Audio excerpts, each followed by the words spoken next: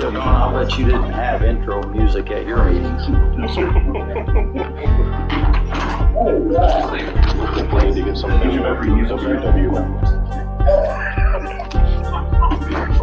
Or dark arena with the basketball teams coming out with it. You want to have a line, y'all run it. That'd be awesome. Good morning.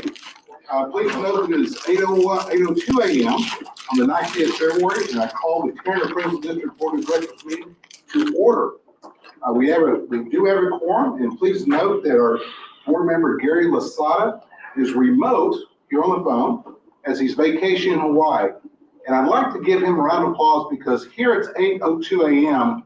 There it is 4:02 a.m. Let's give Gary a round of applause. Thank you, Gary. I'll be awake in a minute. All right. And so first of all, we're going to start off our meeting with our pledges and ask our board secretary, Gloria Pena, to lead us in those. You also need to state that the meeting notice was posted properly. And the meeting notice is posted properly. Thank you. Please stand. Pledge allegiance to the flag of the United States of America and to the republic for which it stands, one nation, under God, indivisible, with liberty and justice for all. honor the Texas flag. I pledge allegiance to thee, Texas, one state, under God, one and indivisible. Thank you, Gloria. Yes, we have our invocation. It is being brought to us by Mike Gonzalez. He's minister to senior adults at First Baptist Church Keller. And so thank you for being here this morning. Are you going to go right into it or are you going? Then let's stand. Our dear Heavenly Father, I'm thankful, Lord, for this day that you have given us.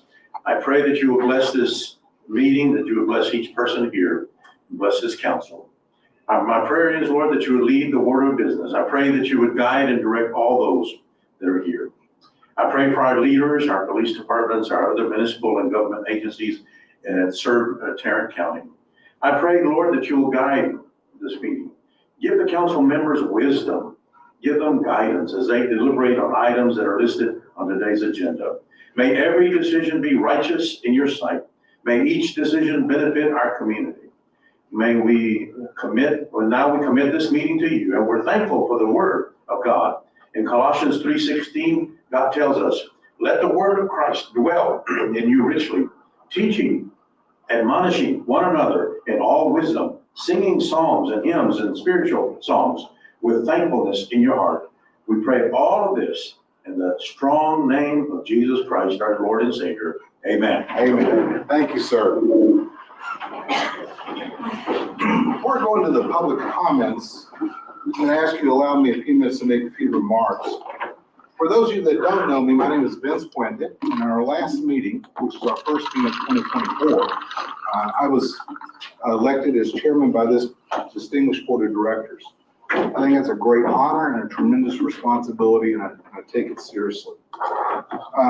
We're going to be setting goals for the board, for TAD and so forth. But let me just set a few goals for the meeting itself, since that's one of my main responsibilities to chair the meeting. Often, our meetings run longer than any other board I've served on, and I've served on a lot of boards. Now, I will also say that this board has had tough issues, more than at most boards that I've been on as well. And so those issues take time, and we've invested in them. But hopefully going forward, we'll be able to be more distinct in our time usage and more efficient in that. But ultimately what I want to do is respect each person's time, whether it's the public's time, the board's time, or the staff's time. Time is precious. There's only so many minutes in the day, and when they're gone, they're gone. And so time is very important to me, and I think it's important to all of us. So let's first address public comments. They are an important part of this meeting. And I know that when I sit over here and I've heard public comments, I feel bad because they're up there talking to us and there's no interaction. That's the way it should be, actually. But it really feels like you're not being listened to. I know a lot of us are taking notes on those comments. We are concerned about it and we discuss them later, or it affects how we go about looking at a process. So I want you to know that speak publicly to us, it's appreciated, and it is listened to and so noted. But at the same time, note that you're coming to that speaker to speak about one of two things. Either a specific agenda item, and when you register, you need to indicate what agenda item that is, the number, et cetera, or something of general that TAD has jurisdiction on. But the microphone's not there to make speeches, it's not there to thank people, it's not there to give your philosophy on something. It's there for you to communicate with us a concern that you have. We want to get to that point, we want to hear it, and then we want to go on to the next person, whether you use the 5 minutes or not.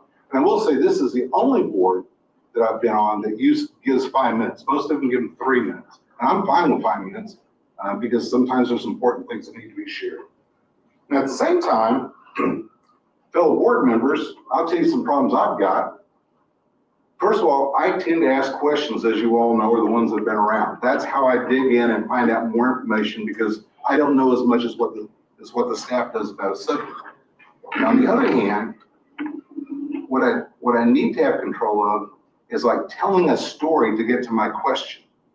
I don't want to do that. That is a discipline I need to put on myself, because that story time to get to the question is taking up time. I just need to get to the question as quickly as possible so they can answer it. Now, at the same time, sometimes I have a tendency to share my philosophy about a topic that we're talking about. And again, this is not the time to do that. We can do that outside of the meeting as appropriate, but let's get to our questions. Let's hear the answers. We need to dig more. Let's do it. Let's try to cut down the storytelling and the philosophy telling and focus on what this meeting is about. And I think those things will help us be more efficient in this meeting. But again, ultimately, we need to hear everybody, we need to listen, and we need to act on those things. So thank you for that time. And now I'm going to call our public to the thing. And the first one I've got is Mr. George Dodson. You're going to speak to item number 5, which is on public comments. Yeah, I should have put 10A, but my name's George Johnson. I should have put 10A. Oh, 10A. Having to do with. All right, so tell you what, just give us a second. Okay. Let us find 10A so we know what you're talking about. Hiring a website development. So, what am I talking to you about that?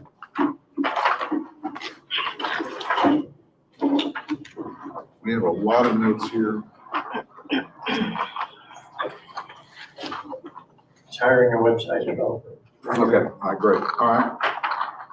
And what city are you from, sir? Colleyville? Colleyville. All right, thank you. Go ahead. Yeah. That's it? Yes, sir. That's all you need. Okay, good morning. I'm glad to be here to welcome Mr. Robert to TAD. I'm very glad to have you. I hope he'll be much more welcoming to outside opinions than our past chief appraiser. I've been coming to the TAD board meetings for over 4 years now with consistent concerns about the computer systems, management, and major issues. I have extensive experience and expertise in consulting with large IT organizations and very large clients. I stand ready to assist in any way I can to help here, and I'd be very happy to meet with you and talk about that sometime. My major complaint has been about the Augmentin appraisal system. It's worked properly. It hasn't worked properly since being implemented over several years, and finally went active in 2015-16. I've read the reviews of the Augmentin software by a firm that had very little technical knowledge. They outlined significant missteps in the implementation of the software. And I understand there are efforts underway to find a replacement appraisal package, which is critical to the future of TAD. I have a lot of questions that need to be answered before TAD goes out and spends millions of dollars to purchase a new appraisal system. I don't have time to go into details, but I strongly recommend that Mr. Bobbitt and the board ask a volunteer committee to also be involved in the analysis of the software and the surrounding processes it uses before any purchase is made. Tarrant County taxpayers have gone through more than 10 years of disaster with the current appraisal system. Very poor senior management. It would be unfortunate to jump into another system without extremely strong, thorough analysis of the system. before investing in another solution, there should be features, defined functions and processes to manage that software. Not a software company or software product will never solve the problem by itself. It's very critical that the infrastructure is solid. And I have some ideas of ways to get that analysis done. In addition to the new software, TAD needs a review completed about disaster recovery, data backup, access security, application documentation, and other operational process documentation. There will not be a single application package that does all of these things. I would like to see TAD involve other experts in these areas from other Tarrant County governments, entities, and other organizations to share their experience and expertise. There are also vast expertise of individuals like myself who have spent careers dealing with large computer systems. Why not form a committee to take advantage of those resources? Next, I get to the website. When will we have the features and functions that were previously in the old website implemented in the new website? It's very important to have a competent website expertise. I'm glad to see that the plans are to obtain a new website developer. I've got some other questions about the website, but I'll discuss those later. Anyway, finally, I just want you to know that I stand here willing to provide assistance to the board and chief appraiser on anything that I could help with. Thank you very much for your time. Thank you, sir. Appreciate it. All right, next on the list is Daniel Bennett of White Settlement, and he has general comments regarding the TAD.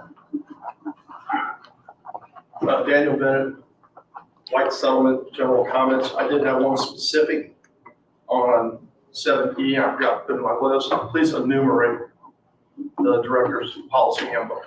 Put numbers up on each page. Thank you. Mr. Lasada, I guess, isn't here today. I want to go back 4 years where we had a similar situation. And I remember Mr. Lasada asking for a remote access to the meeting. And Mr. Law instructed DJ Whitehead that that technology did not exist. Miraculously, in March, the next month, Ms. Wyland wasn't at the meeting, and all of a sudden we found the technology. So I want to thank Mr. Bobbitt today and your team getting Mr. Lasada remote access. It's a far cry from 4 years ago where we are today. Thank you for that. Also, the main meeting had no audio. The meetings before the main meeting and the meetings afterwards had audio. I understood that you reviewed the 50,000 and above contracts at that meeting. I couldn't listen to it. I tried to download it, I tried to listen, no audio. So please fix that. I'm sorry, you're referring to May of 2023? Yes, sir. Okay. In reference to what you're item today, you're only bringing forward contracts that you didn't review prior.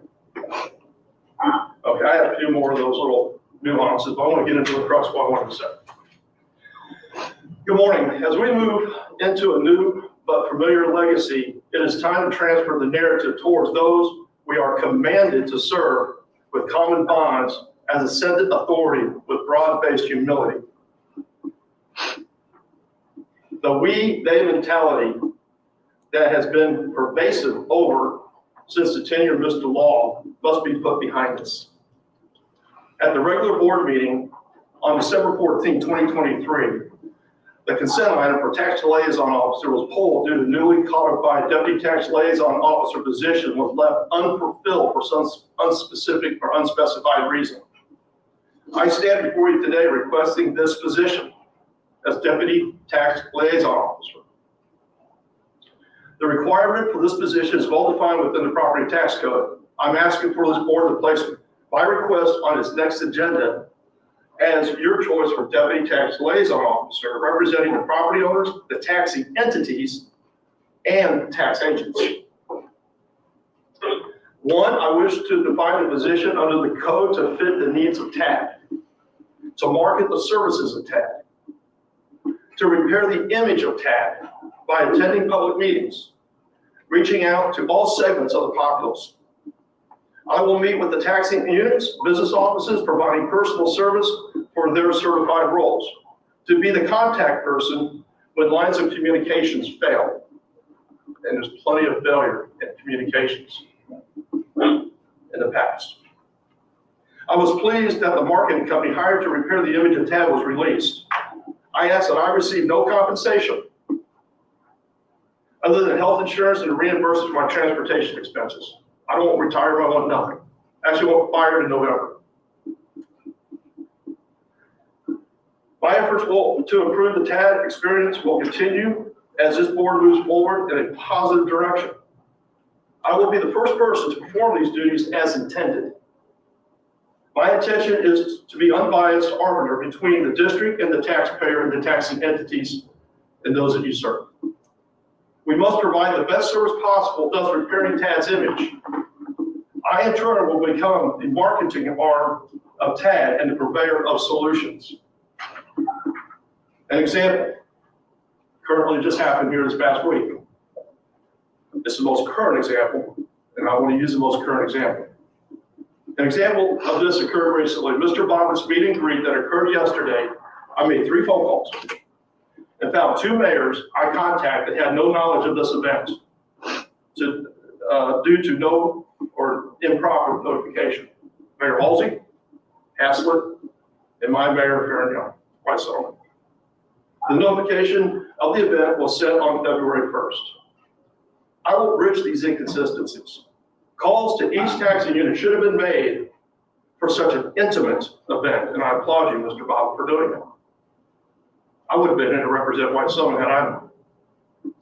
I could not sit in a room in peace knowing that all interested parties were not given uniform and equal treatment as the code mandates. I ask that this board nominate and appoint me as deputy tax liaison officer, and I want to thank you for your time and congratulate you, Mr. Bob, on your position. All right, next up, we have Chandler Kraus.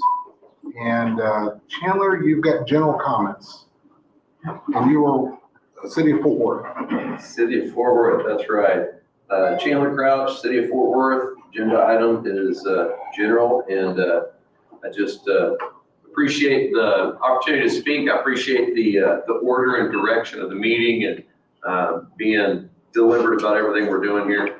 And I'm going to take your direction and under consideration future comments that I make. But welcome everybody. It's a different feeling in this room. All these new faces and Mr. Chairman here sitting in the right chair and everything. Mr. Bobbitt, welcome. I've got kind of a general comment, but something I read in the news recently was it relates. Fort Worth Report says that it's talking about Ms. Burgess. They commented that Ms. Burgess said that she had called Mr. Law the day before, and then he submitted his resignation the day after. And I thought, I don't know, that doesn't seem right to me. It doesn't seem accurate, one, because I haven't heard a whole lot from Ms. Burgess over the past couple of years. And then I thought, that's not fair for me to think that. It could be a misquote, it could be something else, and I just thought, I'd love to hear a little bit more about what the phone call may have consisted of. It seemed like he might have been taking credit for his resignation. I just thought that's definitely relevant today, because Ms. Burgess is the only person sitting on the board that's elected by the people. Ms. Burgess is the taxpayer representative. We all know, somebody listening might not know that she doesn't have a vote. Her job is to be a voice and to be the voice of the people that she represents. And that's my assessment. I think that representation is part of the reason why we've seen everything, or that lack of representation is why we've seen everything we've seen over the past couple of years. Not just here, it would be statewide. The taxpayer has not had a representative at the appraisal district in this entire appraisal district property tax system. So the legislature responded by saying we're going to have 3 new board members added to the board that are represented, and we've got a couple candidates, I think, correct me if I'm wrong, and I'm just kind of speaking on whatever information I have, but we have a Chuck Kelly, all right, and Ms. Syeds, Saeed. There you go. And I recognize her, she was a ARB member from before. And so we've just got this dynamic where there's a need for additional representation from taxpayers. And I just wanted to acknowledge the quote. Maybe Ms. Burgess would be able to elaborate a little bit more on what that phone call consisted of. Acknowledge the participation of taxpayer representatives here. And then I want to take that into the more general theme that I have today, where I've just started thinking about, analyzed quite a bit of everything that's happened over the past couple of years and why we've seen everything that we've seen here. And we have to lay it at the feet of our politicians ultimately, because they've got to redraw the lines.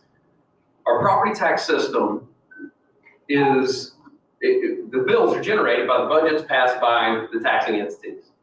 You guys just overseeing an entity that establishes appraised value. However, when politicians will go and celebrate the fact that they've decreased the tax rate while an increase in budget is burdening the taxpayers, what that does is that puts an unfair burden on the appraisal district. It makes the people think that this organization and other organizations like it, other appraisal districts like it in the state are the enemy. When in reality, the vast majority of people under this roof come to work every day just to uphold a tax code that is statute, and that's what they're doing. They've got a job to do. And so it creates this battle where people come in off the street, red hot mad, thinking, you guys are taxing me out of my home, when it's much more complicated than that. And then I think what happens is the people under this roof say, we're getting attacked. This sucks. We're getting treated like trash. And so we've got to band together. We've got to protect the appraisers. We've got to protect what we have here. They get defensive. And I think it's a natural reaction. It's unfortunate. Our politicians need to stand up, redraw the lines, be the voice of the taxpayer, and demand something better. The thing that I have hope for today that's going to solve this problem is leadership. We've got leadership here. We're heading in a different direction. There's so many people that have raised their voice, and that's going to be the thing that goes against the grain of the system that's set up by the way the lines are drawn, so the taxpayers are represented, along with some of the changes. And I hope to hear more out of these guys. Thank you, Mr. House. Appreciate good timing there. As a practice. All right, and again, as I said before, I want y'all to feel that you've been heard. It's just always odd to me that there's no engagement. We are allowed to ask a question, but we're not to have a conversation. So again, thank all three of you for coming. And again, in the future, not that we didn't do it today, but let's be sure we get to the question so we know what action to take. All right, next, we're going to have a legislative update and training for the board of directors by the one and only Matthew Tepper, who's a TAD board attorney. I do want to go ahead and let you know this is happening for two reasons. One, we need the legislative update. I asked for it to be early in the meeting because I wanted the public to be able to be a part of this as well, because it's good information for y'all, great information for us. And then it will go into board training, which is a requirement. We weren't able to coordinate that outside the meeting, so we made the decision, because we need to get it done quickly, to do it within the meeting. So this could be about a 2-hour segment, giving y'all warning of that. Following his 2 sessions he's going to do, we will have a 5-minute break. So just giving you a heads up on that. So Mr. Tepper, are you ready? I'm ready to go. All right, let's do it. All right, Let's see if we get a round of applause at the end or not. We'll see about that. I wouldn't count on it. I do understand that some of the staff is put together a pool on the over/under of how long it's going to take me to do this. And all I can say is I think the staff that participated in the pool has probably heard me do at least this legislative update before. I know Ms. Burgess and Mr. Bobbitt have both heard it. I have a full 2.5-hour legislative update that I do for people that are registered with TDLR. I will let everybody know I have cut that down significantly for the meeting here today, and have just put in the bills that I think the members of this board and really members of the general public are going to be interested in. So there are a few other bills besides the one that I'm going to talk about today that impact the property tax system. We'll do a legislative update, and then when we get done with that, we will switch over and we'll do the board orientation as well. This year's legislative session was really split into 2. There was the regular session, and then there were the called special sessions. And it was during the second called special session that, oh, my clicker is working. It was during the second called special session that really a lot of the laws that ultimately impacted the appraisal districts came out to be. And the reason for that was that at the very beginning of the session, all of our legislative leaders wanted, as one of their goals, was to provide meaningful property tax relief to the property owners in the state of Texas. And they went about doing that a couple different ways. The first thing that they did is what is called compression. And the way that compression works is public education. The school districts in the state of Texas are funded through two different mechanisms. There are property taxes that are levied locally that end up funding our schools. And then the state, through TEA, ends up also contributing a portion of the budget dollars that are used to fund our schools. And so one of the things that the legislature did to try to bring down the property tax burden on citizens in the second called special session is they compressed or reduced what is called the maximum compressed tax rates for school districts. And that is because when a school district adopts its maintenance and operations tax rate, it is really limited or dictated by what TEA tells them that they can go ahead and adopt. And so in the second session of the called sessions this year, the legislature, we can go back to the previous one still, the legislature went ahead and they compressed the school tax rate by 10.7 cents. And that was in addition to another 8-cent compression that they had done 2 years ago when they look at the same issue. And so your average school tax rate across the state for maintenance and operations purposes ended up getting cut by a little over 18 cents this year.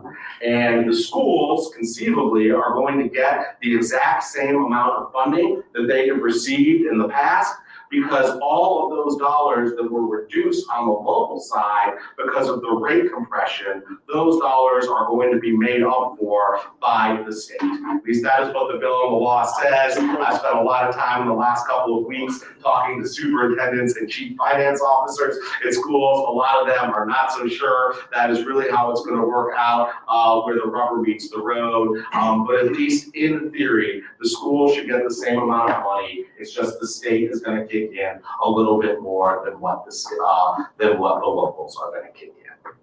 The second thing that they did, now we can go to the next slide, to provide meaningful property tax relief to Texans, is the legislature increased the amount of the school homestead exemption.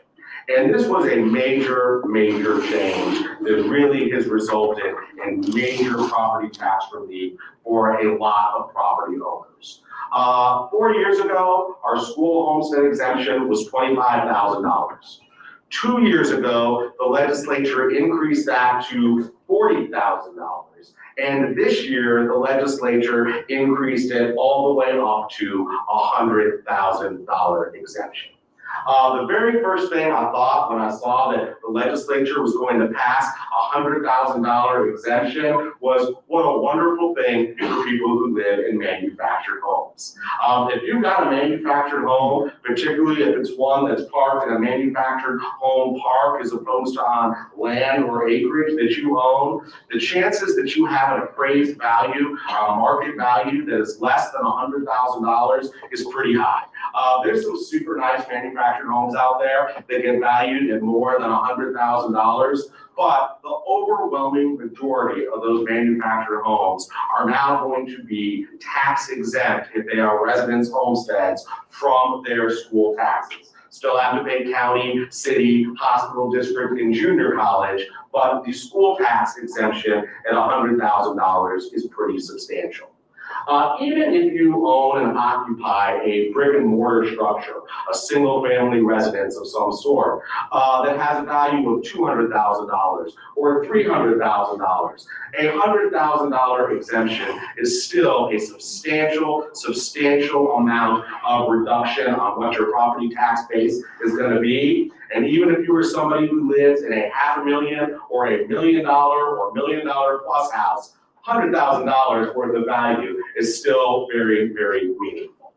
So I think all homeowners ended up benefiting pretty substantially from a $100,000 exemption on schools. However, the group that really ended up benefiting from this are people that have tax ceilings, either because they are over 65 years of age or they are disabled. Because in addition to increasing that homestead exemption up to $100,000, we also went back and recalculated the tax ceilings based on the new $100,000 exemption and the compression that was done to the tax rates. And I know that this worked. I'm not over 65, I don't have a tax ceiling, but I had two anecdotal experiences that let me know that really made a huge difference. The first was, the day the tax bills went out, my father-in-law texted me to tell me how excited he was about how low his tax bill was compared to prior years.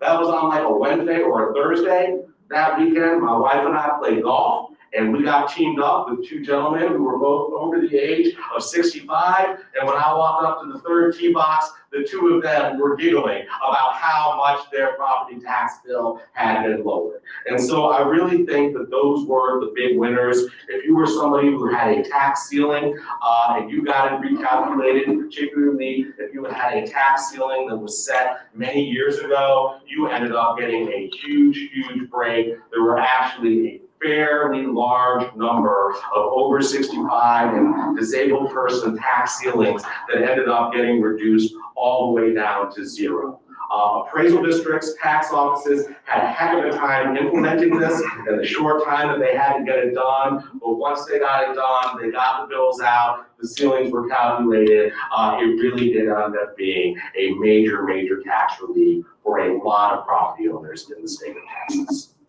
And the third thing, the next slide, that the legislature did to try to lower the tax burden on people in the state of Texas is they created what the legislature is referring to as a circuit breaker. For many years now, on homestead properties, we have had a law in the state of Texas that says that the appraised value of a resident's homestead cannot increase by more than 10% year over year.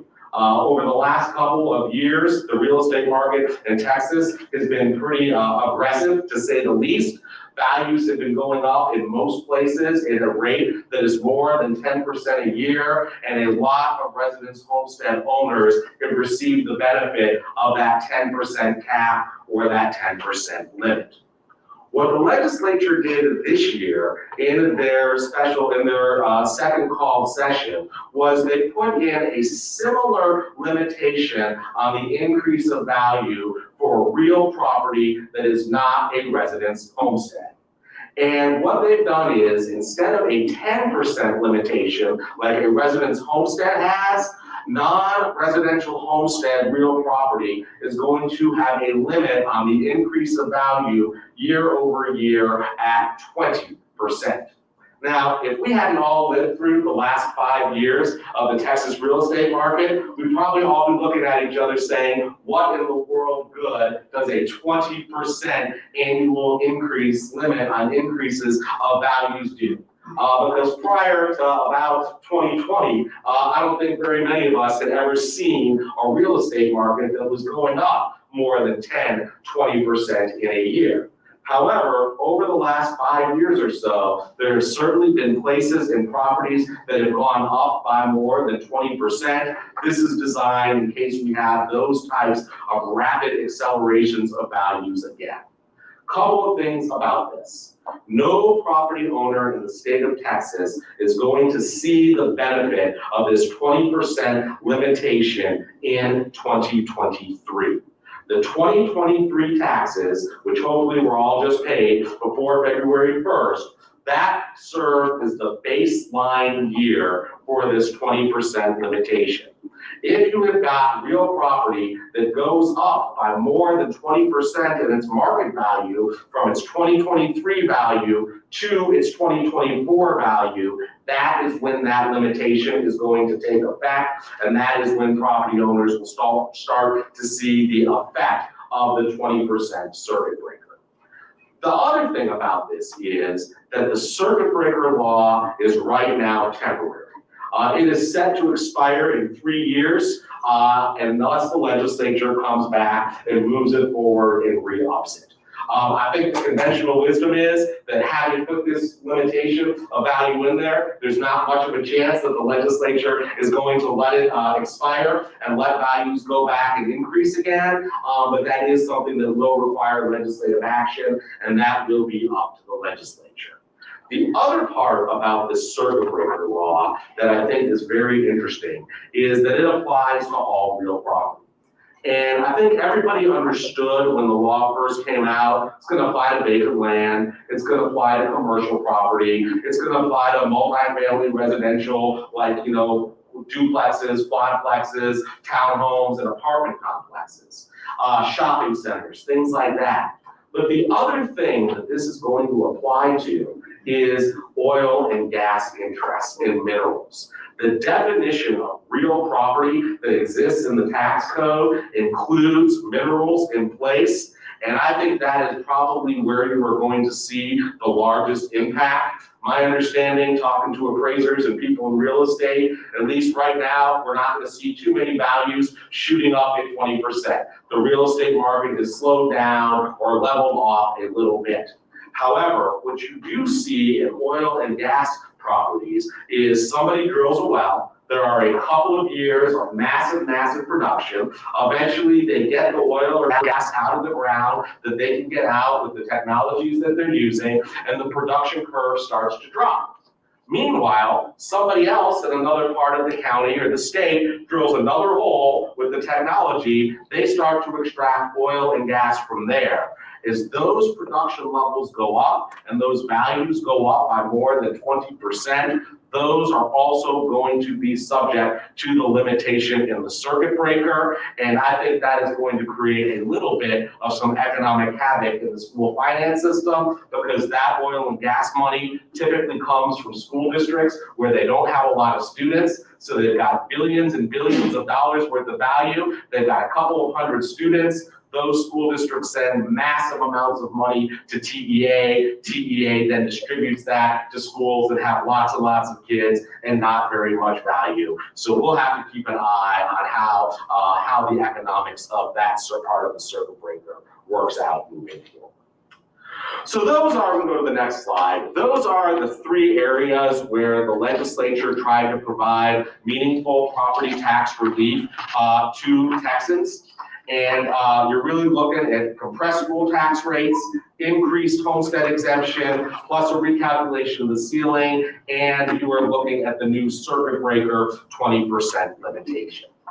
The other major change that the legislature made to how appraisal districts operate is they've completely changed the way that this board of directors is set up. Historically, this board has had 5 members that were appointed by the taxing entities in accordance with what their levy was. The tax assessor collector is sat as an automatic ex officio non-voting member. And so in Tarrant County, for many years now, you have had a 6-member board with 5 voting members. Starting this May, there is going to be a county-wide election for 3 new places on this board. And the general public is going to elect 3 individuals to serve on the board of directors. And so also at that time, Ms. Burgess, who has been a non-voting member of this board, starting on July 1, she will start to be a voting member of the board. So when we come back in our July meeting, we are going to have 9 voting members instead of 5. There will be 5 members who are appointed by the entities, 3 who are elected at large in the election in May, and then the tax assessor collector who was also elected at an at-large election throughout the county. The way, we can go to the next slide, that this is going to work is going to be a little complicated. Because ultimately, we are going to get into a scenario where every single year there are going to be new members coming on to, or at least members who are up for appointment or election on the Appraisal District Board of Directors. But we have got a few transitionary years to go through before we get there. And probably the best slide I have on it is this next slide, which has the schedule that we're going to use moving forward. And I was looking at this last night and I got a typo on here. If y'all look towards the middle, I don't expect that this is the system that is going to be in place in November of 3032. I think by the time we get to 3032, I doubt there will still be appraisal districts here. I hope to God the state of Texas and the United States of America are still here by the time that we get to 3032. But there's 2 different tracks that members are going to be on. They're going to be elected members. There's an election in May. 3 members are going to be elected in May. Those people are going to take their seats in July of 2024, and they are going to serve that initial term all the way until December of 2026.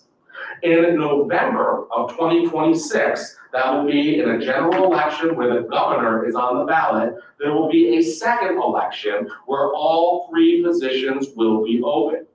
When those 3 members are elected in November of 2026, at their first meeting in December of 2027, there will be a drawing of lots. 1 member will serve a 2-year term, 2 members will serve a 4-year term.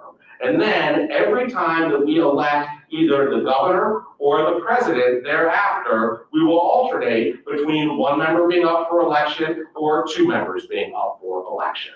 So once we get to the part where the elections, we're through the transition period, if the governor is on the ballot, that means there's going to be 2 positions on the board that will go to an election. If the president is on the ballot, there will be 1. Those elections will be held in even numbered years, and those terms will start on January 1 of odd numbered years.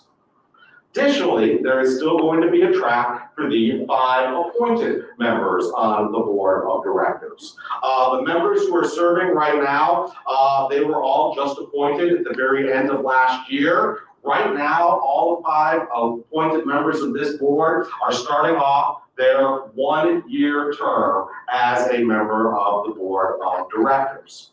At the end of this year, there's going to be another nominating and appointment process for the 5 appointed members of this board. And when they are reappointed at the end of this year, 2 of them will be appointed to serve a 1-year term, and 3 of them will be appointed to serve a 3-year term. And then after that, in December of 25, 2 of them will be up for reappointment, December of 27, 3 of them will be up for appointment, and so on and so forth until the legislature decides that they are going to change the way in which Appraisal District Board of Directors are selected.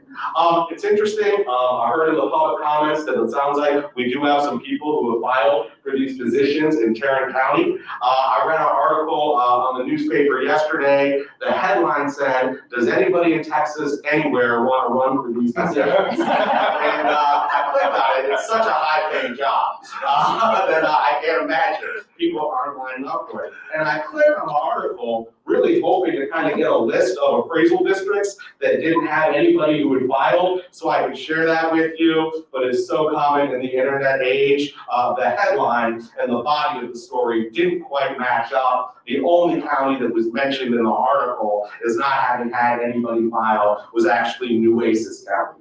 I know that there are some places where people have filed. I think there are other counties where at least there are candidates for all 3 positions. But that's something new, and we'll have some new board members here in July. And moving forward, there will be people other than the tax assessor collector that are elected directly by the public, and then the 5 members will still be appointed by the entities. Matthew? Yes.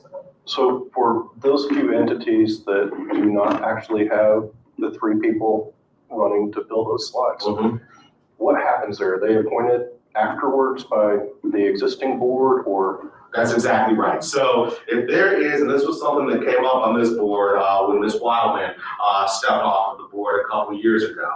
If nobody fills a position that is elected by the public at large, or somebody is elected and they resign, or otherwise there's a vacancy during the year, that position is going to be filled by the remaining members of the board of directors. So you all would have to fill any unfilled spot or any vacancy position.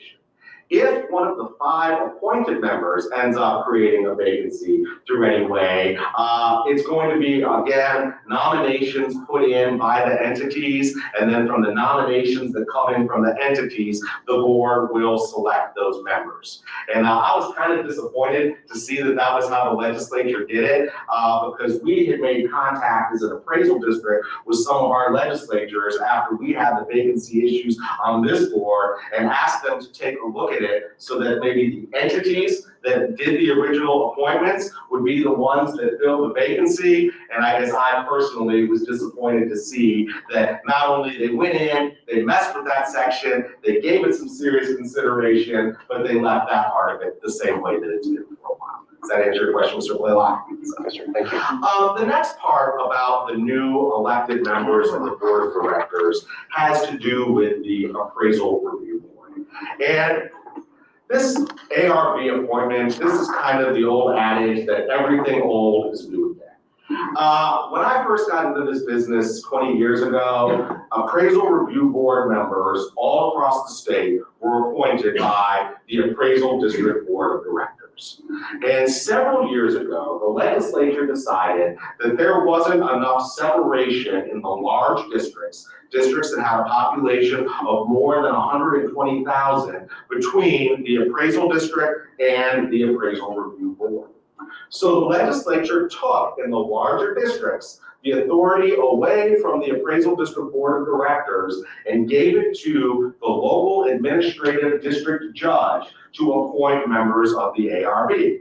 And that went along for a few years. And the legislature said, you know, this is working so well for the large counties that what we really ought to do is we ought to also apply this to the smaller counties. And so a few years ago, they took the appointment of ARB members away from all the boards of directors in the state of Texas, and they made it so that the local administrative district judge would appoint all members to the ARB.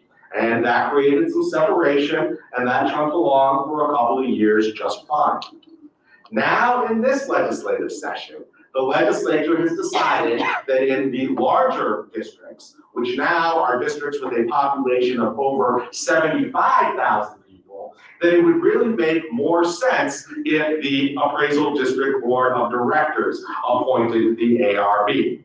And so starting this December, when the appointments get made for the 2025 ARB term, it is again going to be this board that is going to make those selections. And the other part of the appointment of the ARB that is interesting is it's going to require 2 things now to get appointed to the appraisal review board. An individual person who wants to serve on the board is going to have to get a majority vote of whoever's present at the meeting of the full 9 members. And then of the 3 new elected members, at least 2 of those 3 elected members are going to have to vote for somebody to serve on the appraisal district, the appraisal review board. And there was some concern, I think, when that law came in, that some of the large statewide tax agent companies out there would go ahead and that they would fund people to run for the board of directors positions so that they could get a say in who was going to be on the ARB and presumably appoint people that would cut the values of the protests that they filed. That was a concern I've heard. The places I've checked out on the filing, I don't know that I've really seen any of that actually occurring yet or not. Still a few more days that people can file. The last day for filing is the 16th. Yes, Ms. Bailey. Your statement says requires a majority vote that includes at least 2 of the elected members, but isn't the tax assessor also an elected member? She is, but it's the two that are elected at the election at large. So if Ms. Burgess votes yes, and then one of the other people votes for it, but the other two elected members vote no, that person would not then receive the requisite votes to serve on the ARB. Let me, if I could, it looks to me like the appointed members are gonna be, there's always the large entity, small entity in these elections that we get elected by. I was elected by a larger number of smaller entities. They aren't small, but the bigger entities have the big stick. And it seems like if the way it's going, it looks like the 5 seats that the appointed members now will be pretty much elected by the larger entities. And the smaller entities, the way this is working now, are gonna have less of a voice because of that, because then the other 3 members of the board are gonna be elected by the public at large. Is that? Yeah, the appointed members the votes are cast based on levy. And so because there's 5 appointed members, any taxing unit that has more than 20% of the total amount of levy in Tarrant County can use their votes to appoint any one member. If you've got 15 or 17% of the levy, you can almost get somebody there, and as long as somebody else will put the votes there. Plus this year, there's more than 5 or 6 candidates. I think there were 8 or 9 different candidates that were nominated this year, and so it doesn't usually take the full 20%. But absolutely, the appointed members, it is weighted towards the larger entities with the larger levies have more of a say, and obviously for an election at large, depends who turns out, but the larger population centers that have more people in it will tend to have more voters, if that's the way the votes split. The people who live in one city will vote differently than people who live in a different city, or maybe the better way to look at it is that people who live in more urban areas tend to vote more consistently with each other, and people who live in more rural areas also tend to vote more consistently in the same area. And so I think the taxpayer needs good representation, and the 3 seats that are elected at large are the best chance for that across the board. Overall, I can't memorize this. This is like teaching a room full of 6th graders how to square dance. This is going to be hard. It's going to take 10 years to figure out how it's going to affect decision making on these boards. I'd like for you to know that in 6th grade, I was the best square dancer. We'll go on. Okay, that is what was done. You should read SB 2 19 times like I did whenever we were going through helping the legislators with this, and you'd have it memorized pretty quickly. So that is what was done, Senate Bill 2. I hate referring to them by the bill numbers because there's a Senate Bill 2 every time there's a regular session or a called session. But all of that is what was done in Senate Bill 2 from the second called special session. And that was really the property tax relief portion of what the legislature did in the last year or so. The rest of the bills that I'm going to talk about all were passed in the regular session. And one of the things that the legislature always does when it has a regular session is it always passes more exemptions. It's a good way to run for public office. Find a group of people, tell them you're going to give them a tax exemption, run off of that. Of course, every time one group of taxpayers gets an exemption, the rest of us end up picking up the tab. There were some comments in public comment that reflected that a little bit. So a couple of different exemptions that we got. The first one is out of House Bill 456. It's an amendment to tax code section 11.18, which is the charitable organization exemption. And what this does is this adds, typically, in order for property to be exempt is when it's owned by a charitable organization, the property has to be used for a charitable purpose, which means that the land and the buildings and things like that that are owned by a charitable organization tend to be exempt. However, when a charitable organization owns mineral interests, Historically, those mineral interests have not been exempt because the minerals aren't used for a charitable purpose. The oil is used to make gas and power cars, to make plastic, to make products, whatever it's done for, even though the royalty payments on those mineral interests ultimately make it back to the charitable organization and are used for whatever their charitable function is. This bill, which came from a representative out in Midland, Texas, would make it so that some charitable organizations would have some of their mineral interests be exempt. And in order for a charitable organization to have their mineral interests be exempt, they either need to have been where the mineral interest was never severed from the service estate. So I think where this one came from, there's actually a charitable senior nursing home up in Midland, Texas. They have a fairly large acreage campus where they have the properties where they take care of the people. Underneath that particular land, there are some valuable oil and gas interest rights. They've never been severed from the land. The charitable organization owns those mineral interests because they own the land and the buildings that are on top of it. They've never been severed.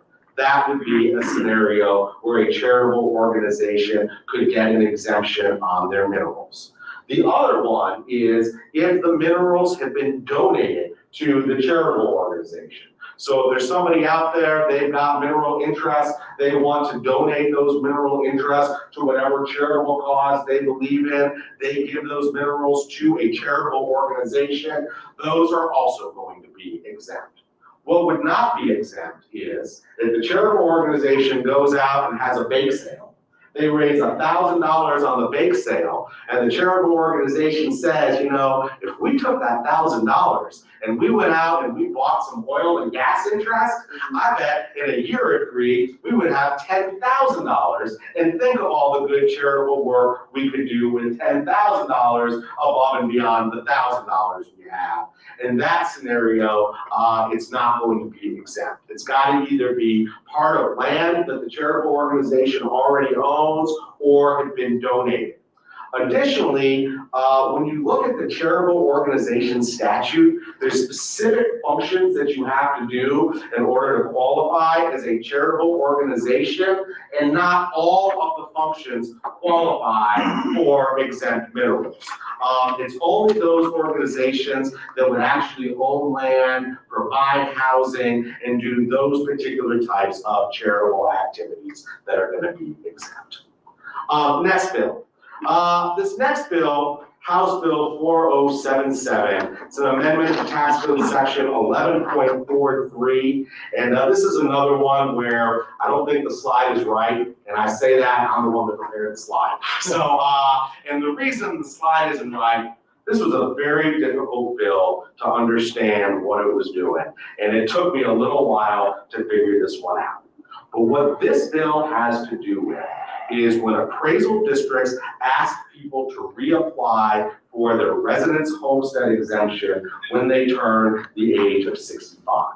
When you get 65, you get a tax ceiling gets put into place. And so a lot of times appraisal districts want to look at properties and make sure that they've got the right value, the exemption is supposed to be in there, and they ask people to reapply when they are 65. Well, you can't ask somebody to reapply when they turn 65 under existing law. And what this law says is that the appraisal district also can't require somebody to reapply in the year when they are 64. And so that is just a deal. There's appraisal districts that routinely go out, reappraise property right before the caps and the ceilings and all that gets set in. And this is to say, hey, if you're gonna do that, do it when the property owner is 63, 62, or 61, not when they are 64. And then once they turn 65, their ceiling is in place. Question. Yes, both of you. Tax freeze for the 65.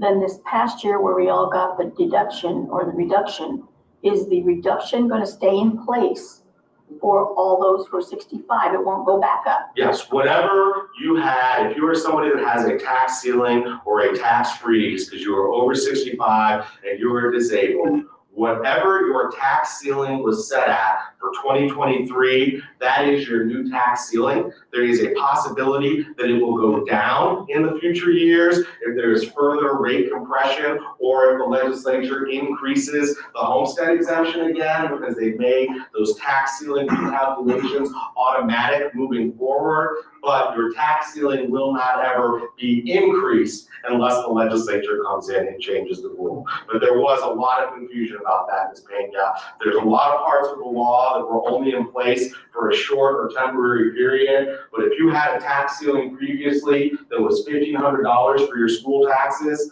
and this year your tax ceiling was reduced down to $600, your new tax ceiling is $600, and your school taxes shouldn't be above $600 next year unless you add some new improvement value or move to a different home or something else happens. Good, that was one of the questions a lot of the public has asked me. No, that's a very good clarification, because there has been a lot of confusion about that, and a lot of people are under the impression that that was a one-year break only.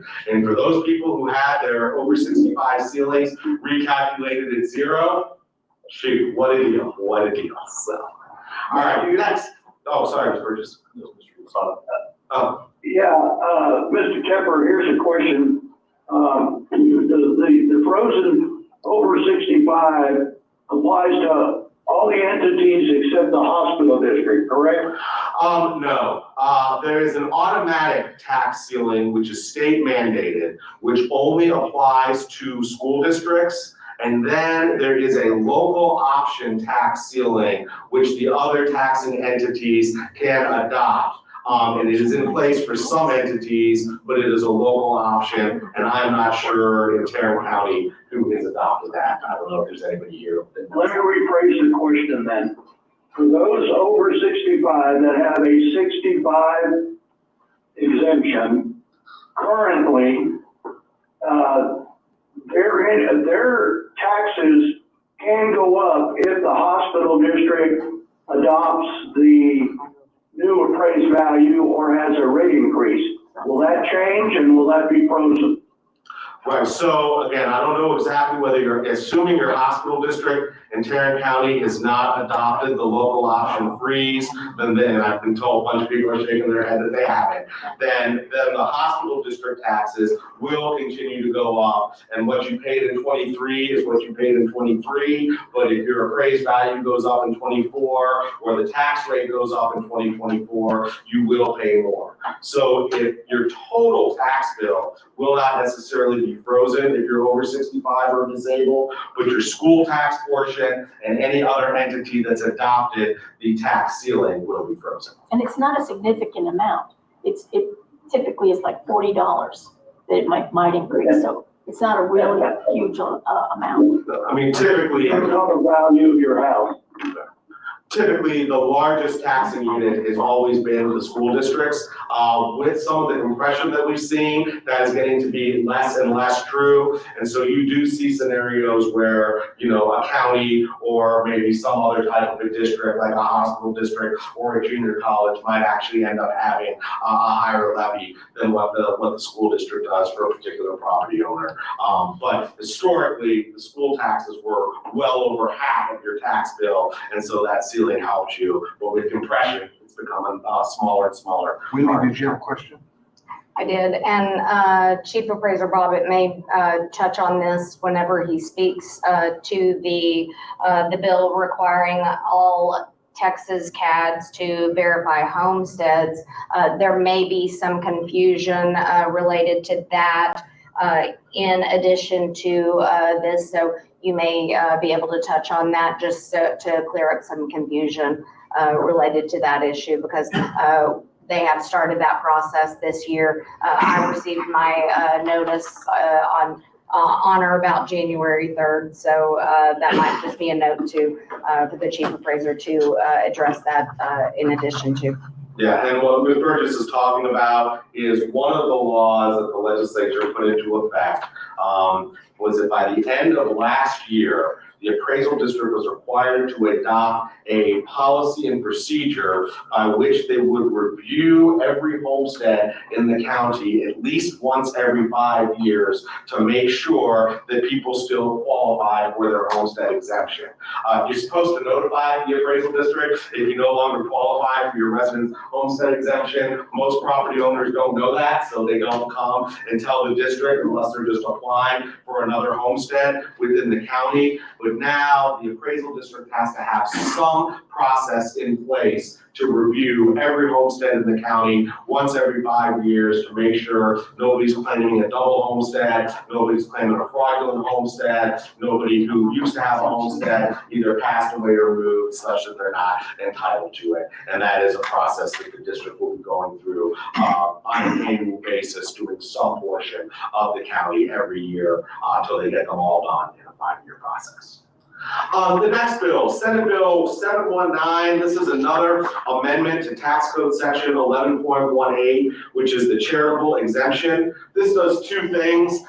Throughout the charitable exemption, there is all sorts of references under the old law to organizations that provide services to the handicapped. They've changed all of that language now to refer to people with disabilities, just a more modern way of talking about people with physical impairments, but not really a substantive change. The other thing they did is I mentioned earlier that in order to qualify for a charitable organization exemption, you have to perform one of the listed functions under Tax Code Section 11.18, and they have added a new function for organizations that assist in the placement of children in foster or adoptive homes, or who provide support or relief to women who are pregnant and are considering placing their unborn children for adoption. And so that is a new charitable function. If you're a charitable organization, you are helping women who are pregnant and are going to consider placing their unborn children up for adoption or into foster care, you may very well qualify for a charitable organization exemption. Similarly, on the next slide, Senate Bill 1145 and a Senate Joint Resolution 64 added a new local option exemption, which is found in Tax Code Section 11.36 for certain child care facilities. There are certain areas of the state where there is a real shortage of child care facilities. And so what this bill does is it allows for a local governmental entity to give an exemption to certain child care facilities in a percentage amount that has to be at least 50%. The child care facility either has to have 20% of its students receiving some sort of subsidy for the tuition, for lack of a better word, or they have to be part of the Texas Rising Star program. The other thing is, if the child care facility doesn't own the property, but they lease it, the owner of the property can get the exemption as long as they are passing that tax savings on to the operator of the child care facility. And so that's a new local option exemption. I know one thing I've been doing a lot the last 6 weeks or so, drafting up resolutions for local governmental bodies that want to adopt this particular local option exemption. The next one, Senate Bill 1381. This is an amendment to Tax Code Section 11.43, has to do with an application. If you are married and the person you are married to is over 65 years of age and they pass away, you as the surviving spouse are entitled to continue with the benefit of their over 65 tax exemption and tax ceiling. Under old law, the surviving spouse had to file an application to get that benefit. Obviously, you're mourning the loss of a loved one, of your spouse, all the business that goes along with dealing with closing up an estate or dealing with it. A lot of people didn't know that they had to come in and apply, didn't come in and apply. Under old law, appraisal districts had to remove those exemptions. Well, somebody's already going through a pretty tough time in their life. The last thing we want to do is then make them deal with an additional property tax issue. So moving forward this year, If the appraisal district has information that the surviving spouse is over 55 years of age and the spouse that passed away had their over 65 exemptions, that surviving spouse will automatically get the benefit of the surviving spouse exemptions without having to apply for it, just making life a little bit easier on the taxpayer. So you put in here local option.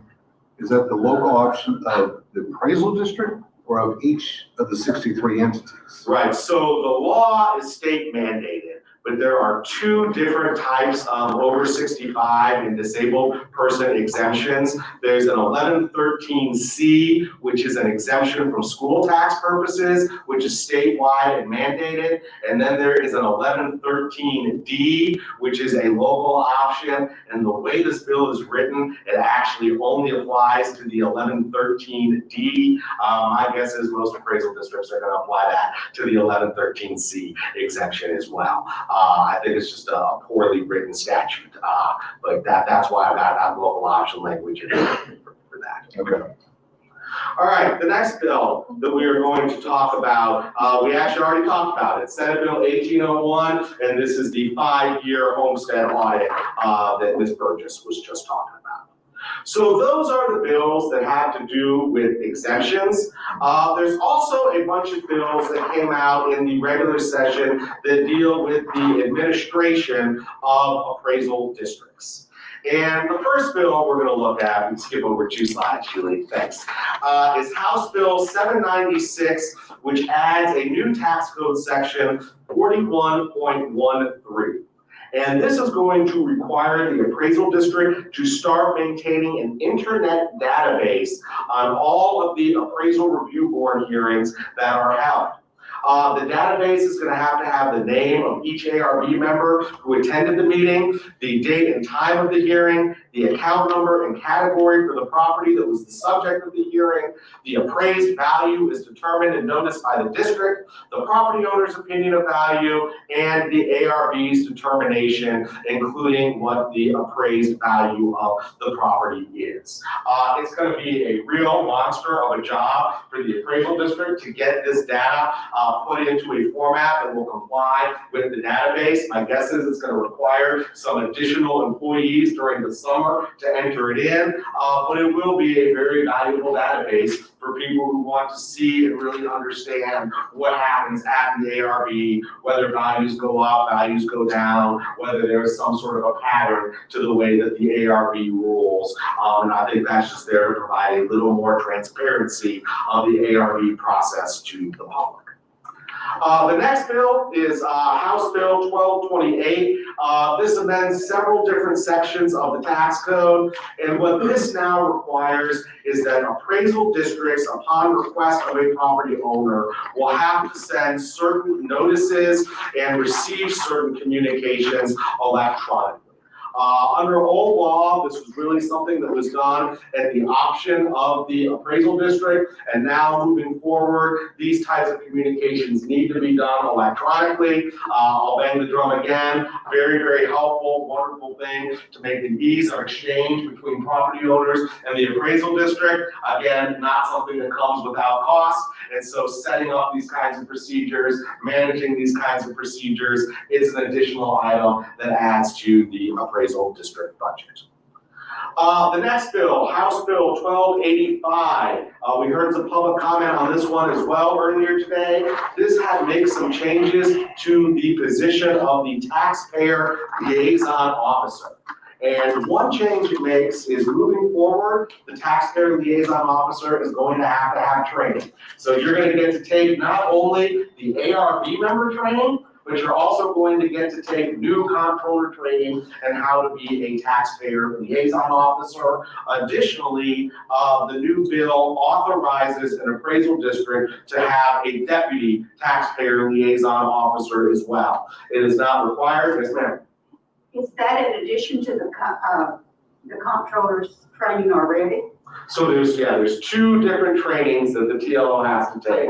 There's going to be comptroller, taxpayer liaison officer training that has to be taken. And taxpayer liaison officer is also going to have to take the same training that the appraisal review board members end up taking. So it's two separate classes that you're gonna have to take.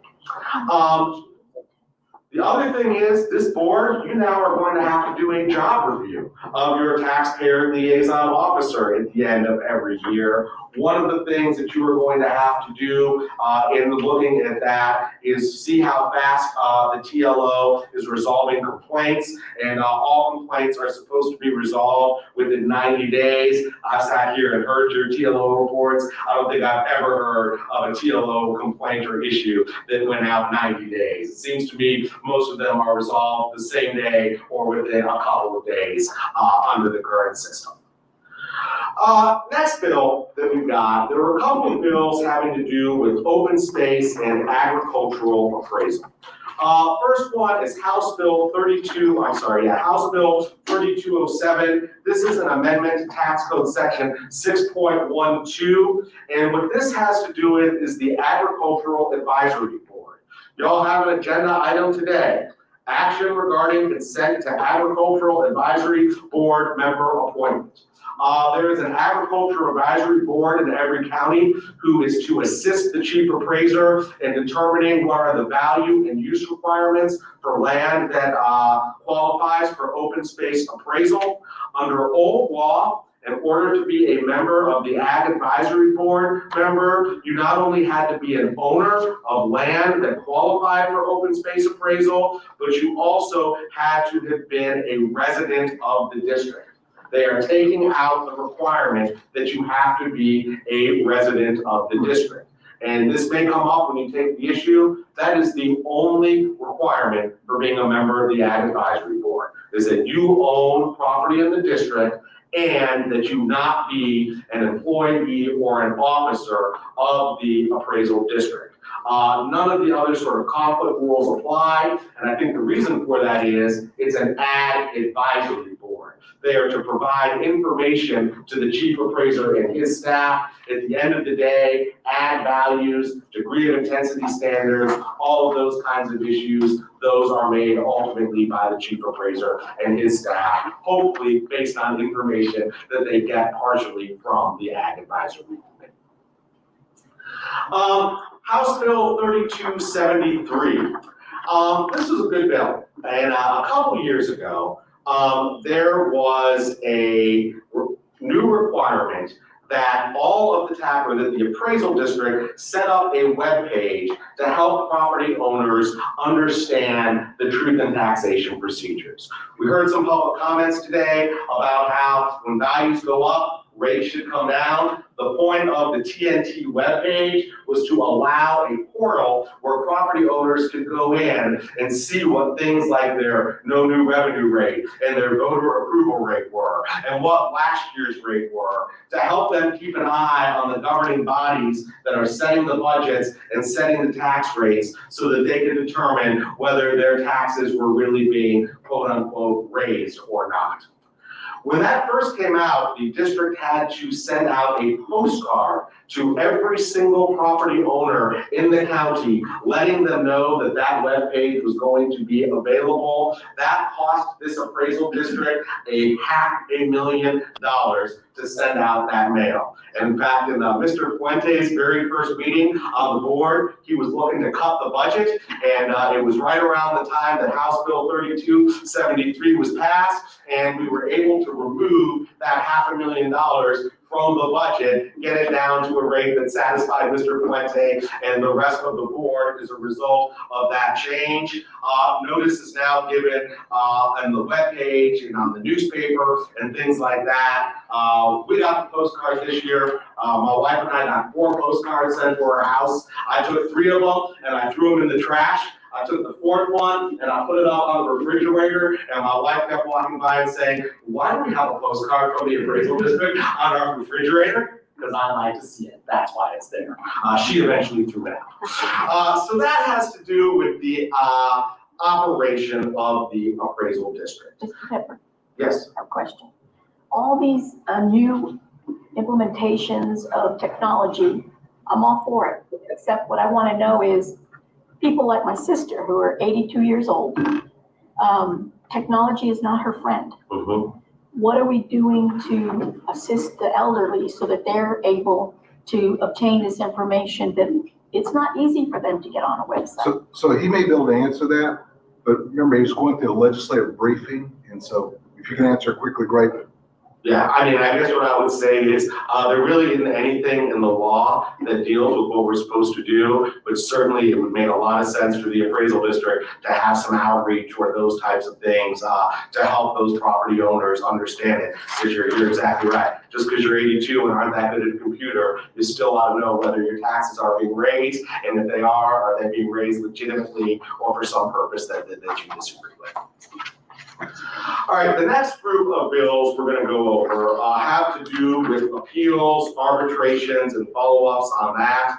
A couple of years ago, they put in a new portion of the arbitration statutes that allow property owners to go to what they call limited binding arbitration, which was not because you didn't like the outcome of the appraisal review board hearing that you got, but because you felt like some procedural requirement of the ARB was not being followed the way it was supposed to.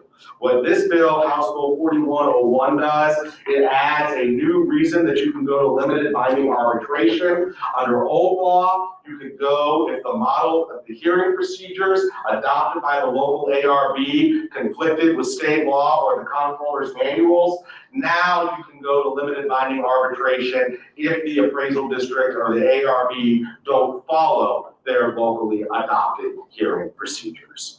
The other big change on the next slide, this is for more standard arbitrations where you don't like the value or other result that you get from the appraisal review board.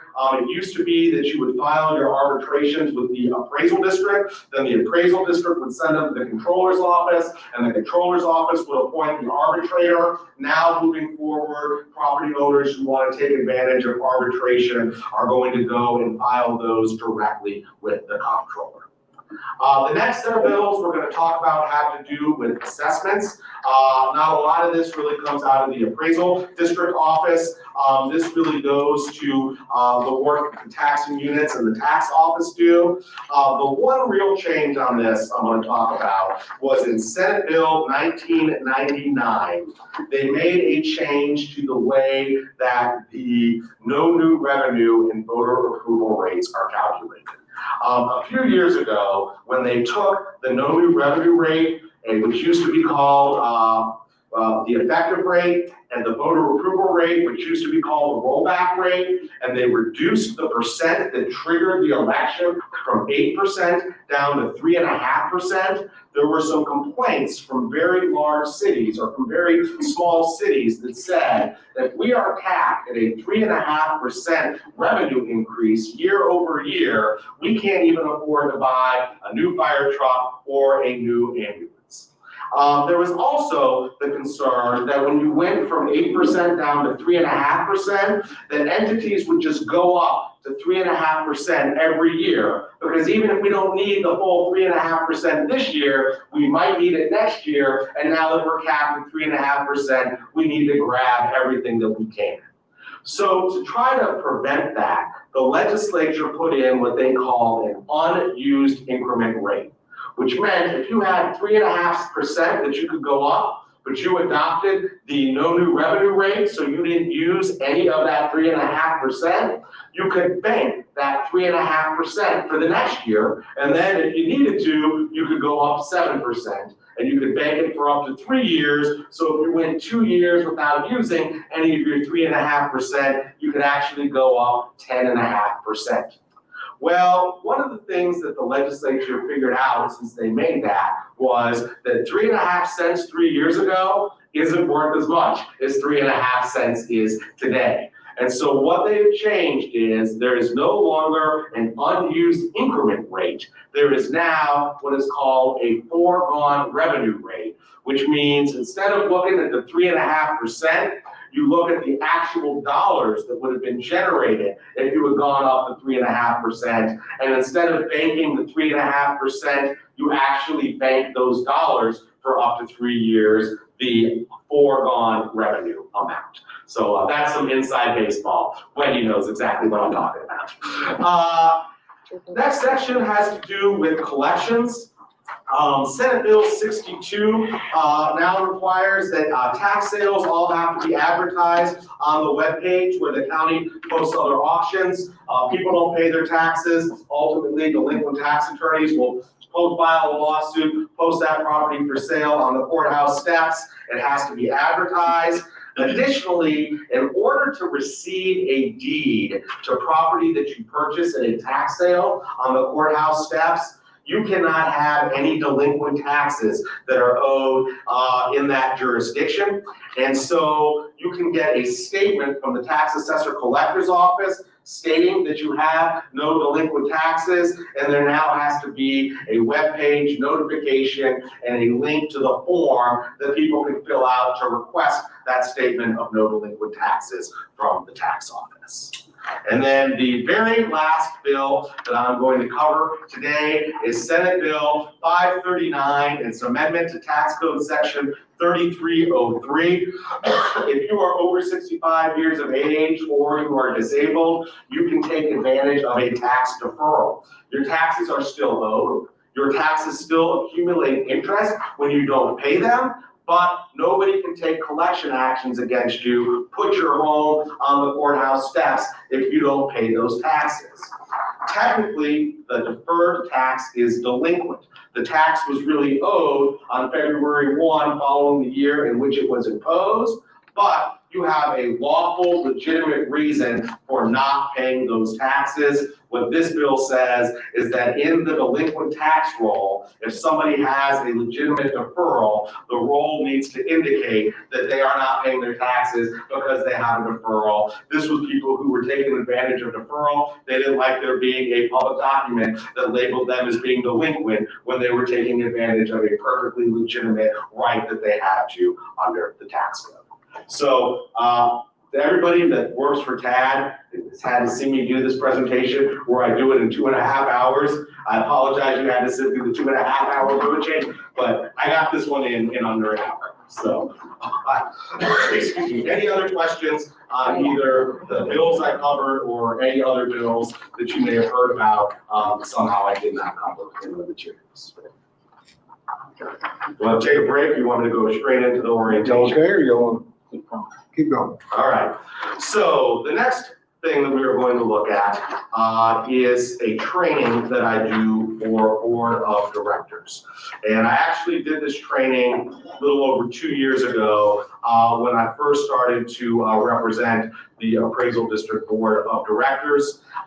And what this does is this is a training that goes over some of the responsibilities, the roles, and the duties of the Appraisal District Board of Directors.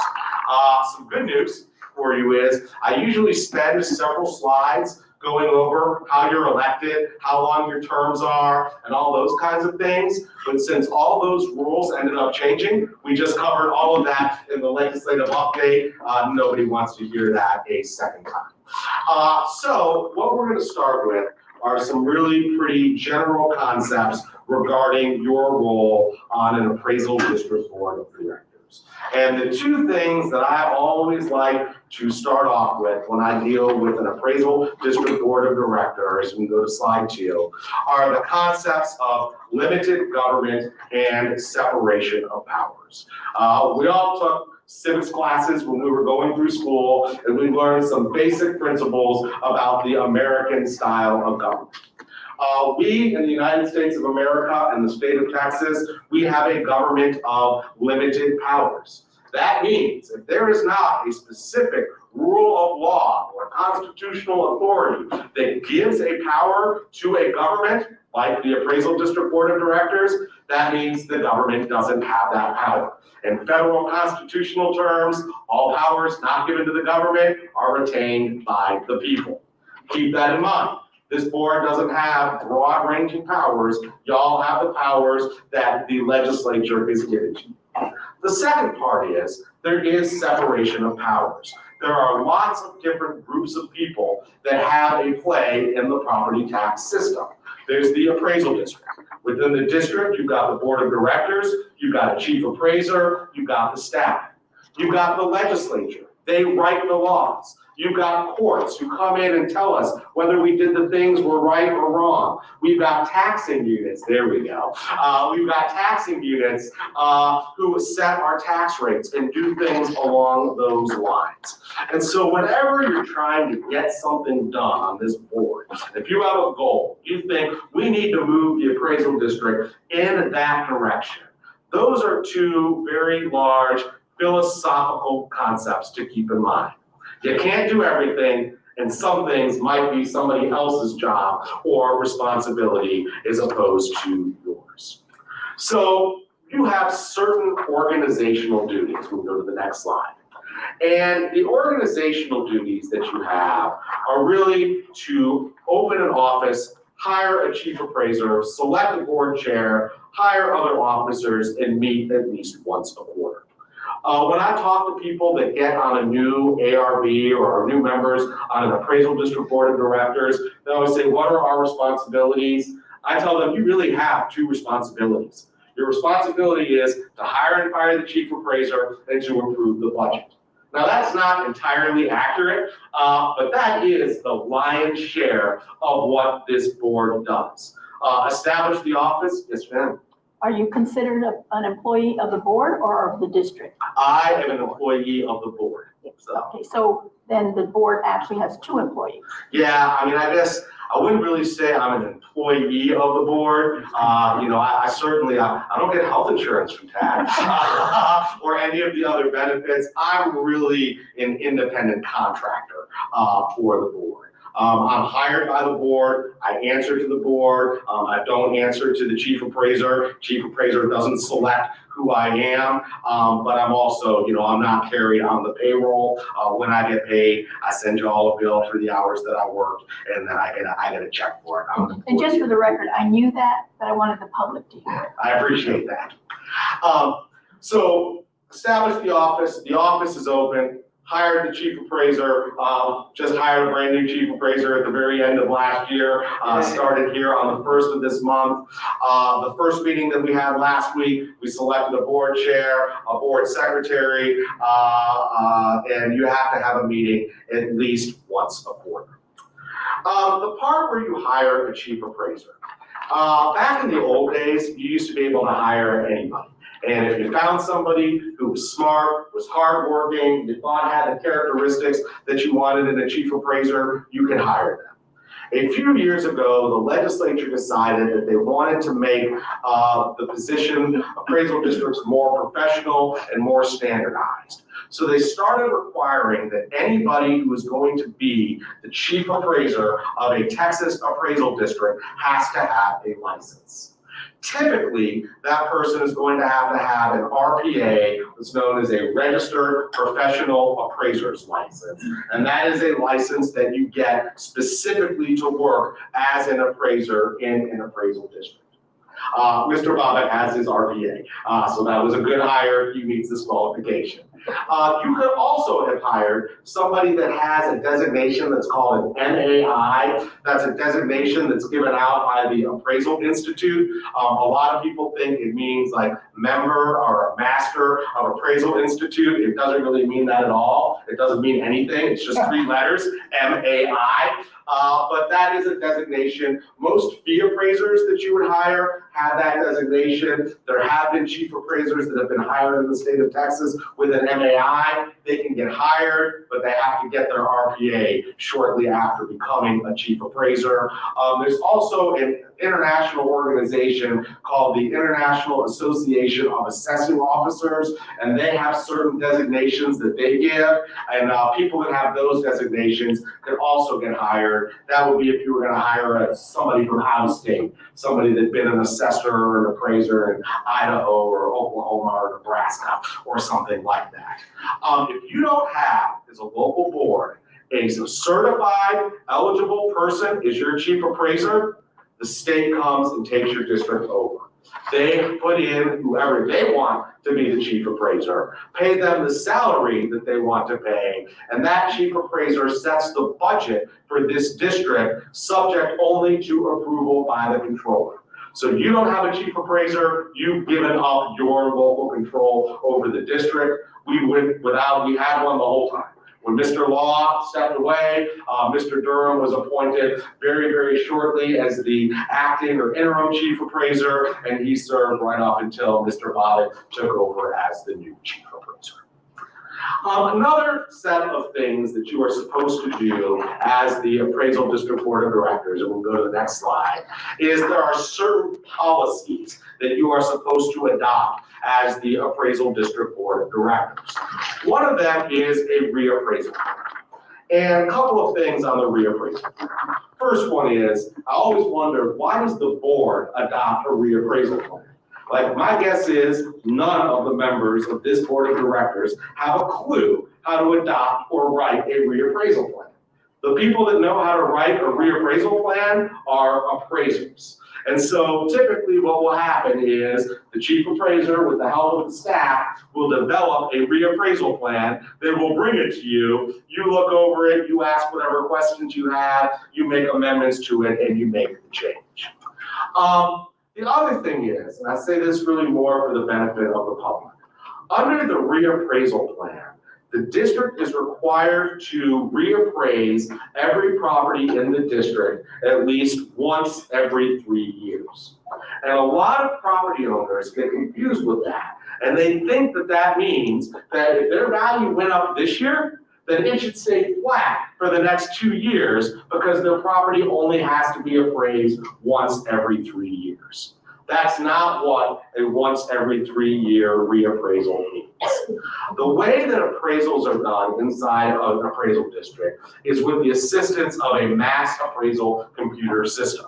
We heard some comments in public comment about TAD's mass appraisal system. And within each particular property or parcel that is identified by the appraisal district, they have certain characteristics. How much land is there? How much improvement or buildings are there? What is the quality of the improvement? What is kind of neighborhood is it in? And for all of those different characteristics and things that they put in, they have different data that they've got on sales, income, cost, and other things that impact market value. The characteristics that they put in for a property, square footage, quality of construction, size, location, all of those things have to be revisited for every property in the county once every 3 years.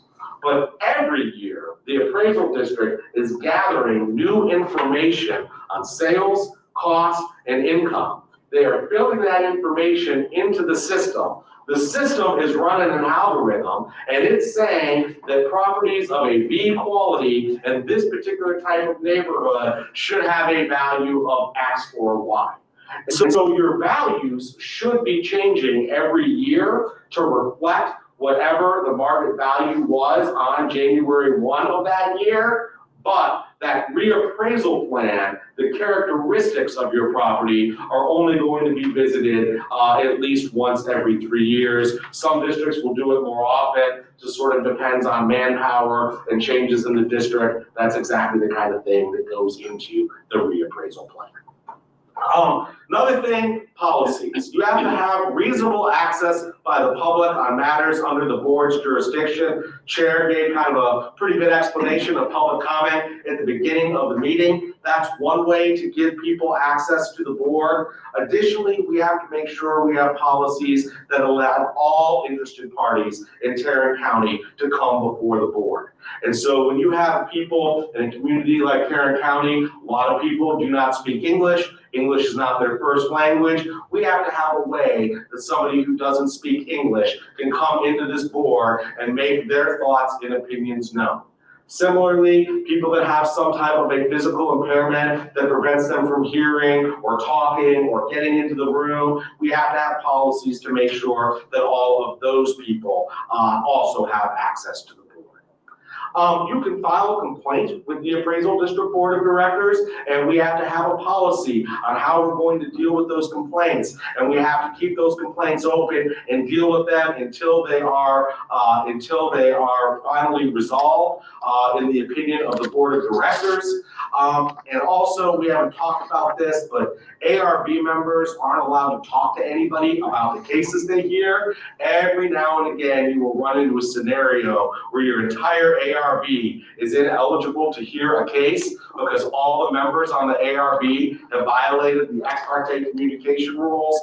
Board of Directors needs to have a policy on who are the temporary replacement members to hear those cases in the scenario where that occurs. We talked about hiring the chief appraiser and passing the budget. One of the largest roles that this board of directors has is to manage the fiscal affairs of the district. You will get a budget and you will adopt that budget. That is a great way to control and manage the priorities of the district. Where the dollars go, that's where the resources go, and that's something that this board has control over. Additionally, contracts and purchases need to be approved by this board. Now, typically, a board of directors will give the chief appraiser and the staff authority to make certain types of purchases without getting approval. Every time that they run out of paper, you don't want to have a special called meeting to decide whether somebody can run down to the office supply store and buy a new ream of paper.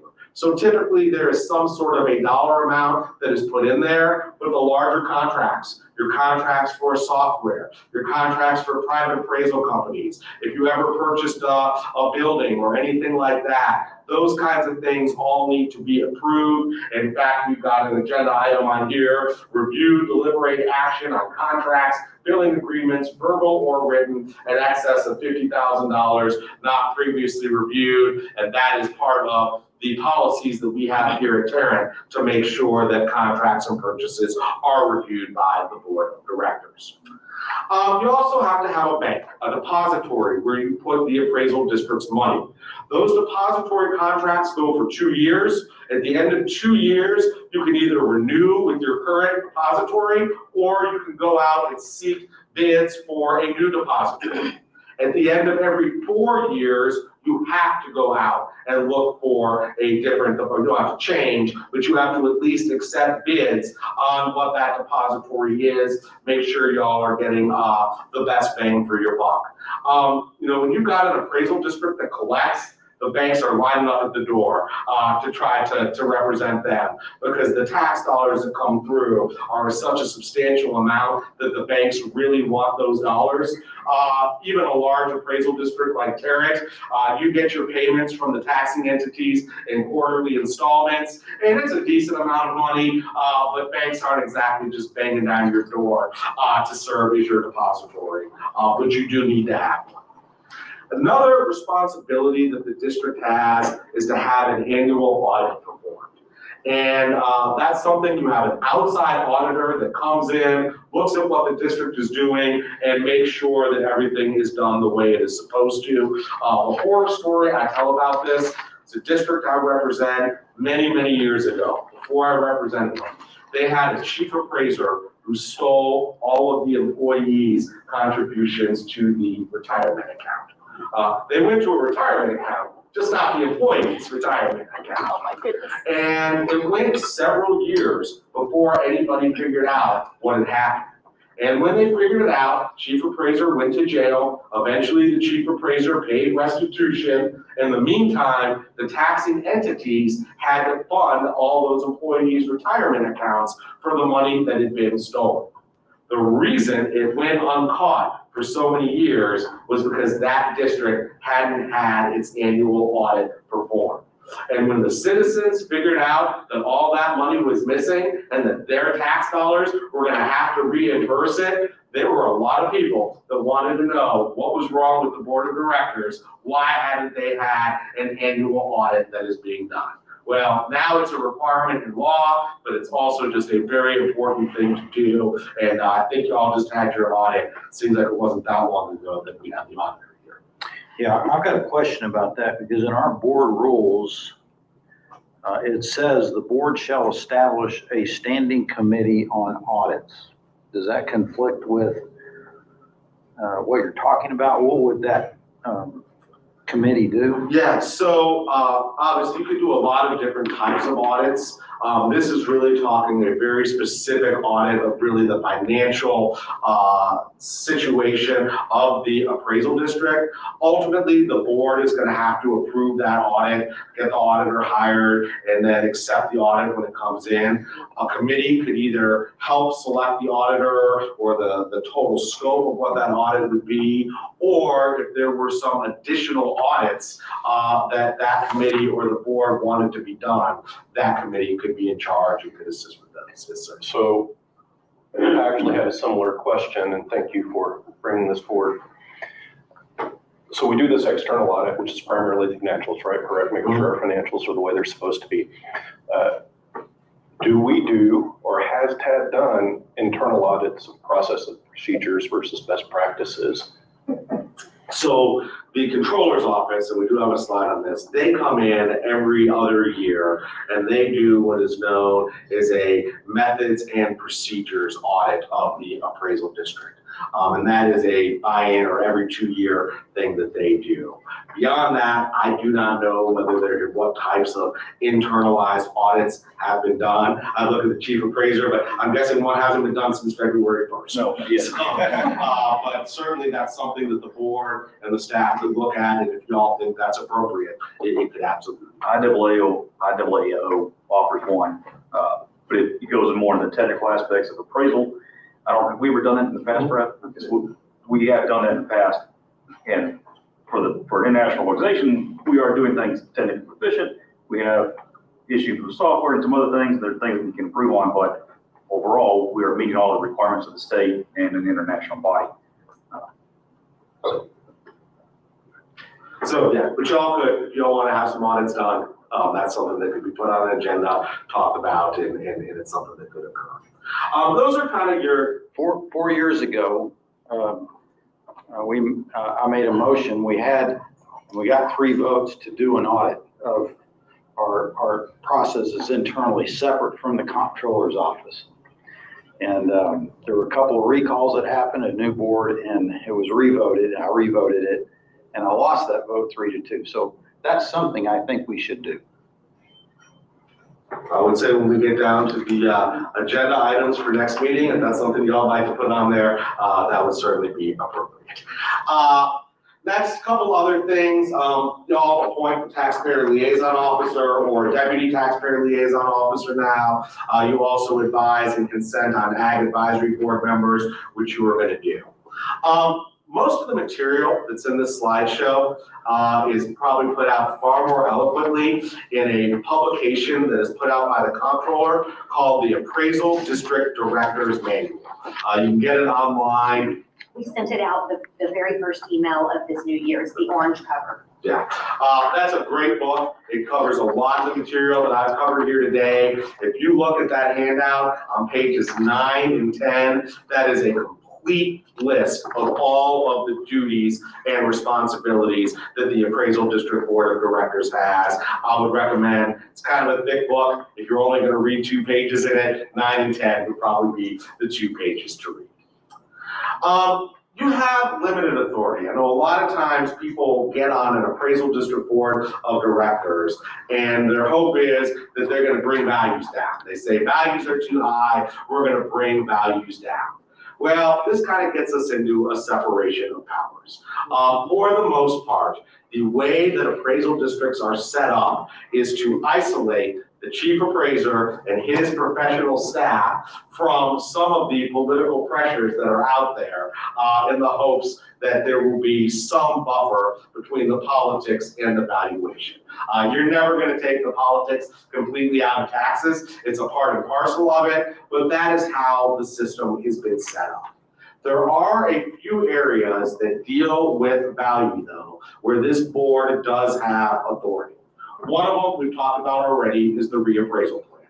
It's a way for you all to set priorities, set up the way that appraisals are done, and take a look at some of those aspects. The budget is another way. Again, setting priorities, deciding where you want money spent, does have some impact on the appraisal. lawsuits. When you have lawsuits, people sue the appraisal district, say their value's too high, they were entitled to an exemption, whatever the case may be. Ultimately, this board has authority over those lawsuits. Again, typically the chief appraiser has authority under certain dollar amounts to go ahead and settle those kinds of lawsuits. But you've got, a $500 million office building that's under litigation, and for whatever reason, the district wants to settle that for $250 million or $100 million valuation. Those kinds of things have a massive impact on the entity's budgets. The refunds that are generated are huge. Those types of things will typically get brought to this board for your all approval.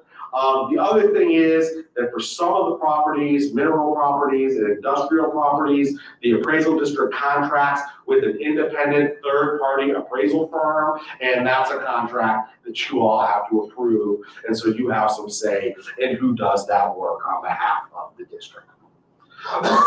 So that has to do with your responsibilities and your authorities. Yes, sir. I'd like to just ask a general question. I believe in the property tax code, there is a reference to using the word governance. And I'm thinking that if everything's running smoothly, you're fine. But if there is an area that you need to investigate further, we have the authority and responsibility to do that. Absolutely. I mean, for one thing, and it probably goes well for the next slide, we've got a chief appraiser, and that chief appraiser reports directly to you.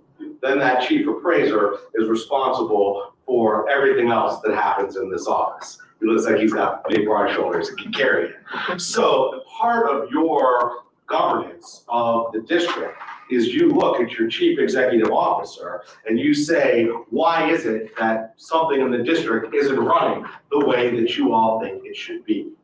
And so one of the issues that comes up a lot are, what about like employee issues and personnel issues? And the way I've always heard it explained is the board, and Ms. Pena kind of corrected me on this a minute ago, the board really has one employee, the chief appraiser. Forget how many people work in Tarrant Appraisal District, but the chief appraiser has 100, 200 employees that work inside.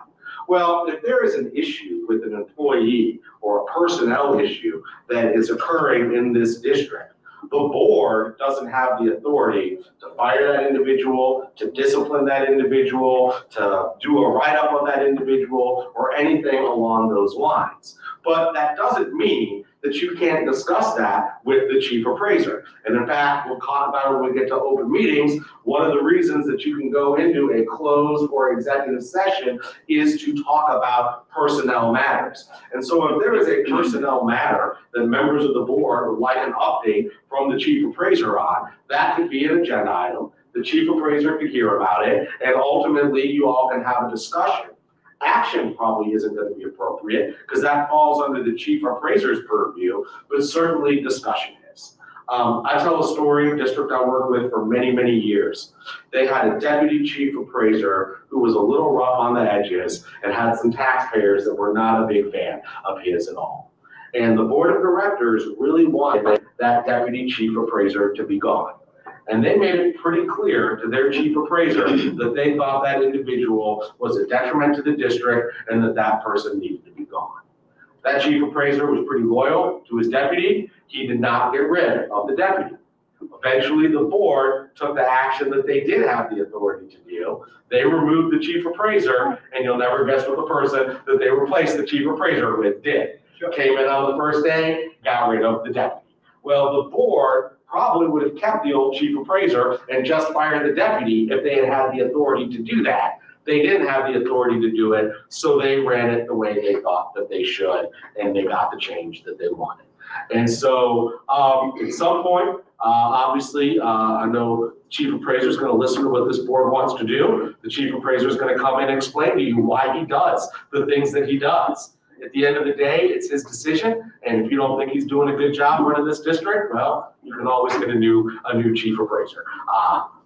We just did. Exactly, y'all just did.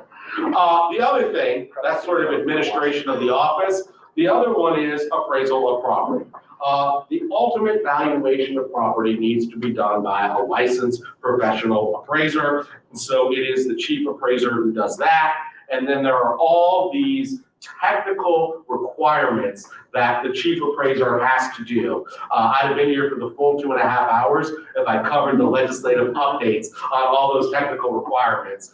When I teach it to, appraisal district staff, I go through that because they have to do it. You all don't really need to know that. On that manual I talked about, page 16, they have, on page 16, they have a full list of the chief appraiser's responsibilities, or at least a pretty comprehensive list. And I'm really happy with my photo of Mr. Bobbitt, because I think that's the exact suit that he's wearing here today.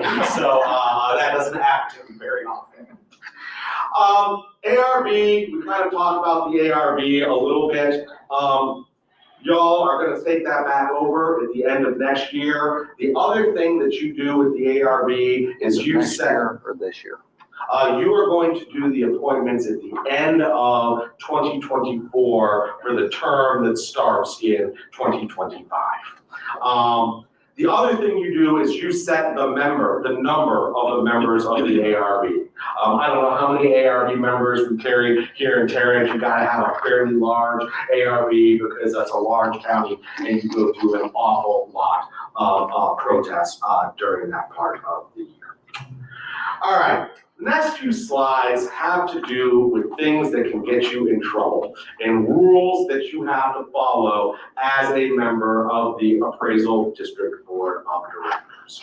And some of these are ones that aren't very intuitive, and you might very easily break these if you're not aware that there are lines that you need to make sure not to cross. The first one is, you, as a member of the board of directors, are not allowed to communicate with a member of the ARB with the intent to influence a decision they're going to make on the appraisal review board. So if you all know people that you're socially involved with or see people that are on the ARB, my advice is talk to them about the Cowboys, talk to them about the weather, talk to them about politics, but do not talk to them about valuations, appraisal district issues, things that would in any way, shape, or form come up to the ARB. Additionally, and this one's not going to apply to you much after this year, you're not allowed to talk with the local administrative district judge about the appointment of ARB members. It's pretty funny, they put in a rule that says you can't even talk to the judge about appointing ARB members, but then they turn right back around and give you the authority to appoint the ARB members. Maybe an incongruity there. So just for purpose of clarification, if we receive an email from a member of the public with concerns about the ARB, what is the appropriate course of action for us to take as board members? So there's two different things that you can do with it. Probably the best thing to do with it is to immediately forward that email to the taxpayer liaison officer. That is a part of her job, is to run those communications. And in fact, one of the reasons that there is a taxpayer liaison officer is to help the judge appoint the ARB, because nobody else from the appraisal district can talk to the judge about it. She goes over and does it. Also, she can talk with the chair and the members of the ARB. And so if there is a complaint about the ARB, it really should go to her.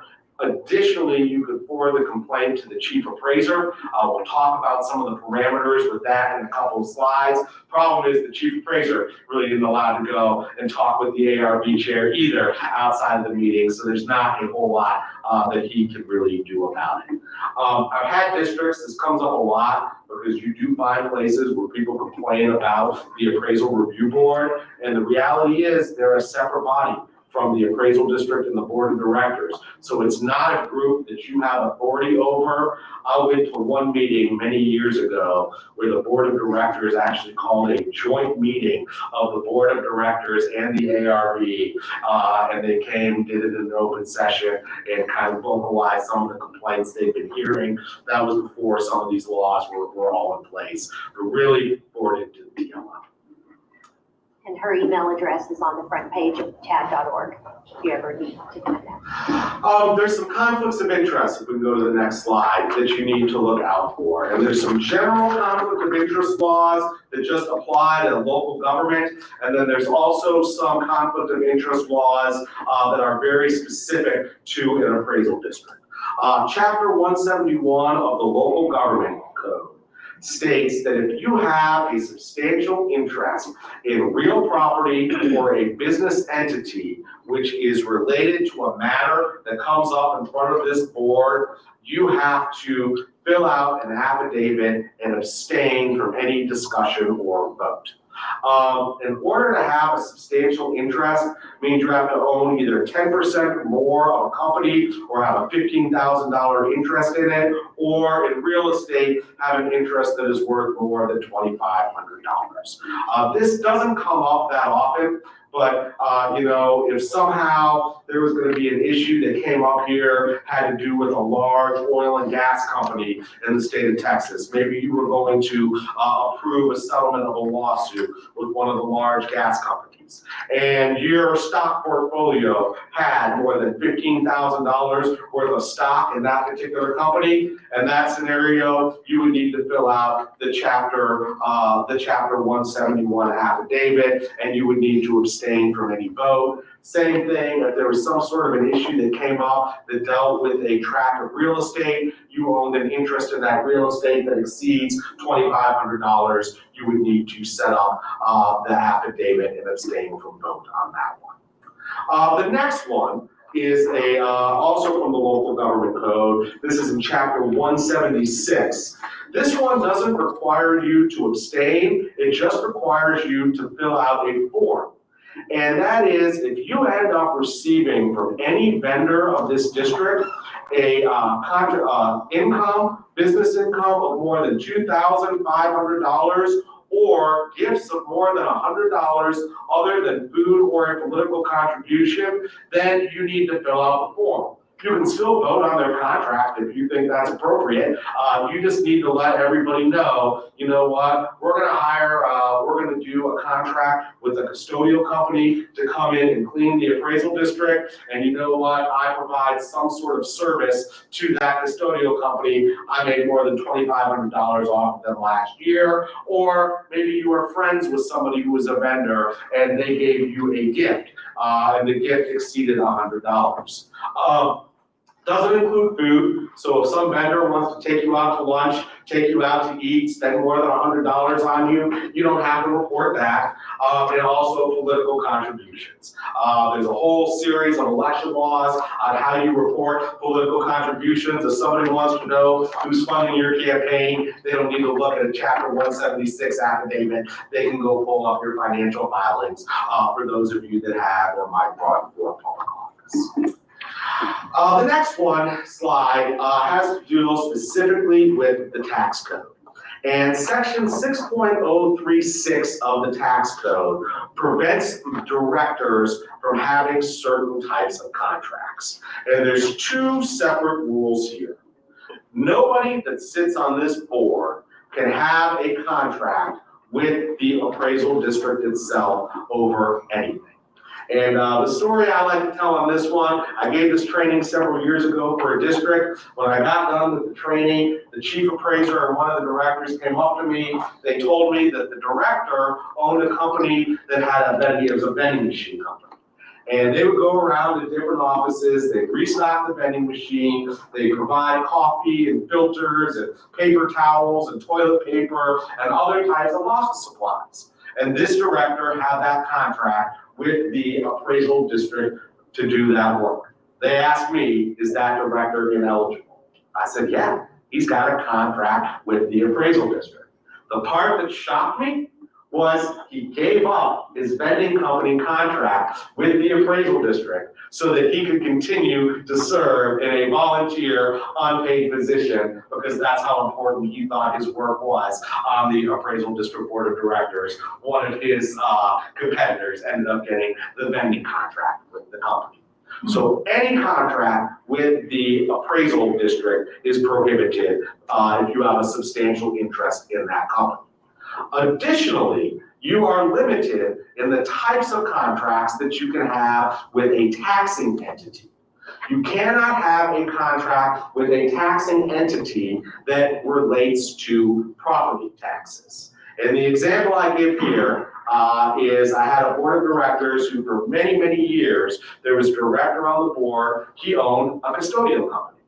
The custodial company's largest client was the local school district. He cleaned all the schools, he cleaned all the office buildings, and because of his long-standing relationship with the school board trusted him, knew he was a good guy, and would look out for the school's interest on the appraisal district board of directors. He had a contract with the school, but it didn't relate to property taxes, so he was eligible to serve on the appraisal district board of directors. Just as an example, there happened to be somebody on the board of directors that was an engineer, and they did engineering work for taxing entities that participated in the district. That would be okay because it doesn't deal with property taxes, it would be engineering services. Similarly, if you had somebody on the board that had an office supply company and they had office supply contracts with entities, that would be okay. But an engineering contract or an office supply contract with the district itself would go ahead and would be prohibited. So Those are pointed examples. yeah, I don't know where I came up with those last two from. Like I said, that custodial one I've been using forever, and I just use the other one because those are good examples that might come up. Eligibility to be on the board of directors. And these rules, just for context, they apply both to appointed members and anybody who is going to become an elected member. You gotta live in the district, and you have to have lived in the district for at least 2 years. The problem with this is sometimes people get on a board and they move. Maybe you've lived in Tarrant County for many, many years, you're an active member of the community, you get appointed to the board. While you're on the board, you decide to retire and move out a little bit outside of Tarrant County to a ranch or something like that. Once you're outside of the county and you don't live here anymore, you're no longer eligible to be on the board of directors. Additionally, an employee of a taxing unit is not allowed to serve on this board of directors unless they are also a member of a governing body or an elected official of the taxing unit. Tax assessor collector is a great example. Ms. Burgess is an employee of Tarrant County, but she is an elected official of Tarrant County, so she gets to continue serving on this board. The example I like to give is a classroom teacher. You have a classroom teacher who works for one of the public school districts in Tarrant County. That individual would generally be ineligible to serve on the board of directors of the appraisal district. But if that person who was a classroom teacher in one of your school districts also happened to sit on the city council for one of your cities, or they were a member of the hospital district board of directors, or they served on a board for the ESD, then they would be allowed to serve on the board of directors. And so an employee is going to be ineligible unless they are also a member of a governing body or an elected official of the taxing unit. And I think the thought there is that maybe somehow you put somebody who works for the taxing unit on the board, somehow they'll do things to raise values or whatever, as if somehow that's going to result in higher compensation for the public employees. Anybody who's worked in government for any time at all knows that's just not how it works. But that's, I think, the thought. The other thing is you cannot be related to an appraiser or a tax agent who works within the ARB or the protest system. The idea there is we don't want people on the board who have an axe to grind against the district or actively working to try to help property owners in getting their valuations reduced. And so if you've been a tax agent engaged in the business of appraising property or representing property owners for compensation for use in proceedings under the property tax code, you are ineligible to serve on this board. Mr. Tedford, Yes, sir. I have a question on that last one. Yes. Who enforces that? We ran into this last election process, and there are a couple of issues that cropped up. That being one of them, who would be the enforcing arm of the appraisal district to make sure these people are not allowed on the board? So it depends whether the members are appointed members or elected members. If they are elected members, it is actually the county judge who makes that determination, because that is who you file your election paperwork with. If it is an appointed member, initially it is the chief appraiser who determines whether you are eligible after being nominated to appear on the ballot. Then, once somebody gets on the ballot and they get elected to the board, if they end up becoming ineligible for any reason, the only group of people that have the authority to remove somebody from the board of directors is the taxing entities that appointed them. And it's actually unclear that anybody has the authority to remove an elected member of the board of directors once they get placed on the board. So, okay, if I understand this correctly, the chief appraiser's responsibility, well, here's another question. We as board members had a list of questions that we had to respond to. I don't remember how many there were, 10 or 12, something like that.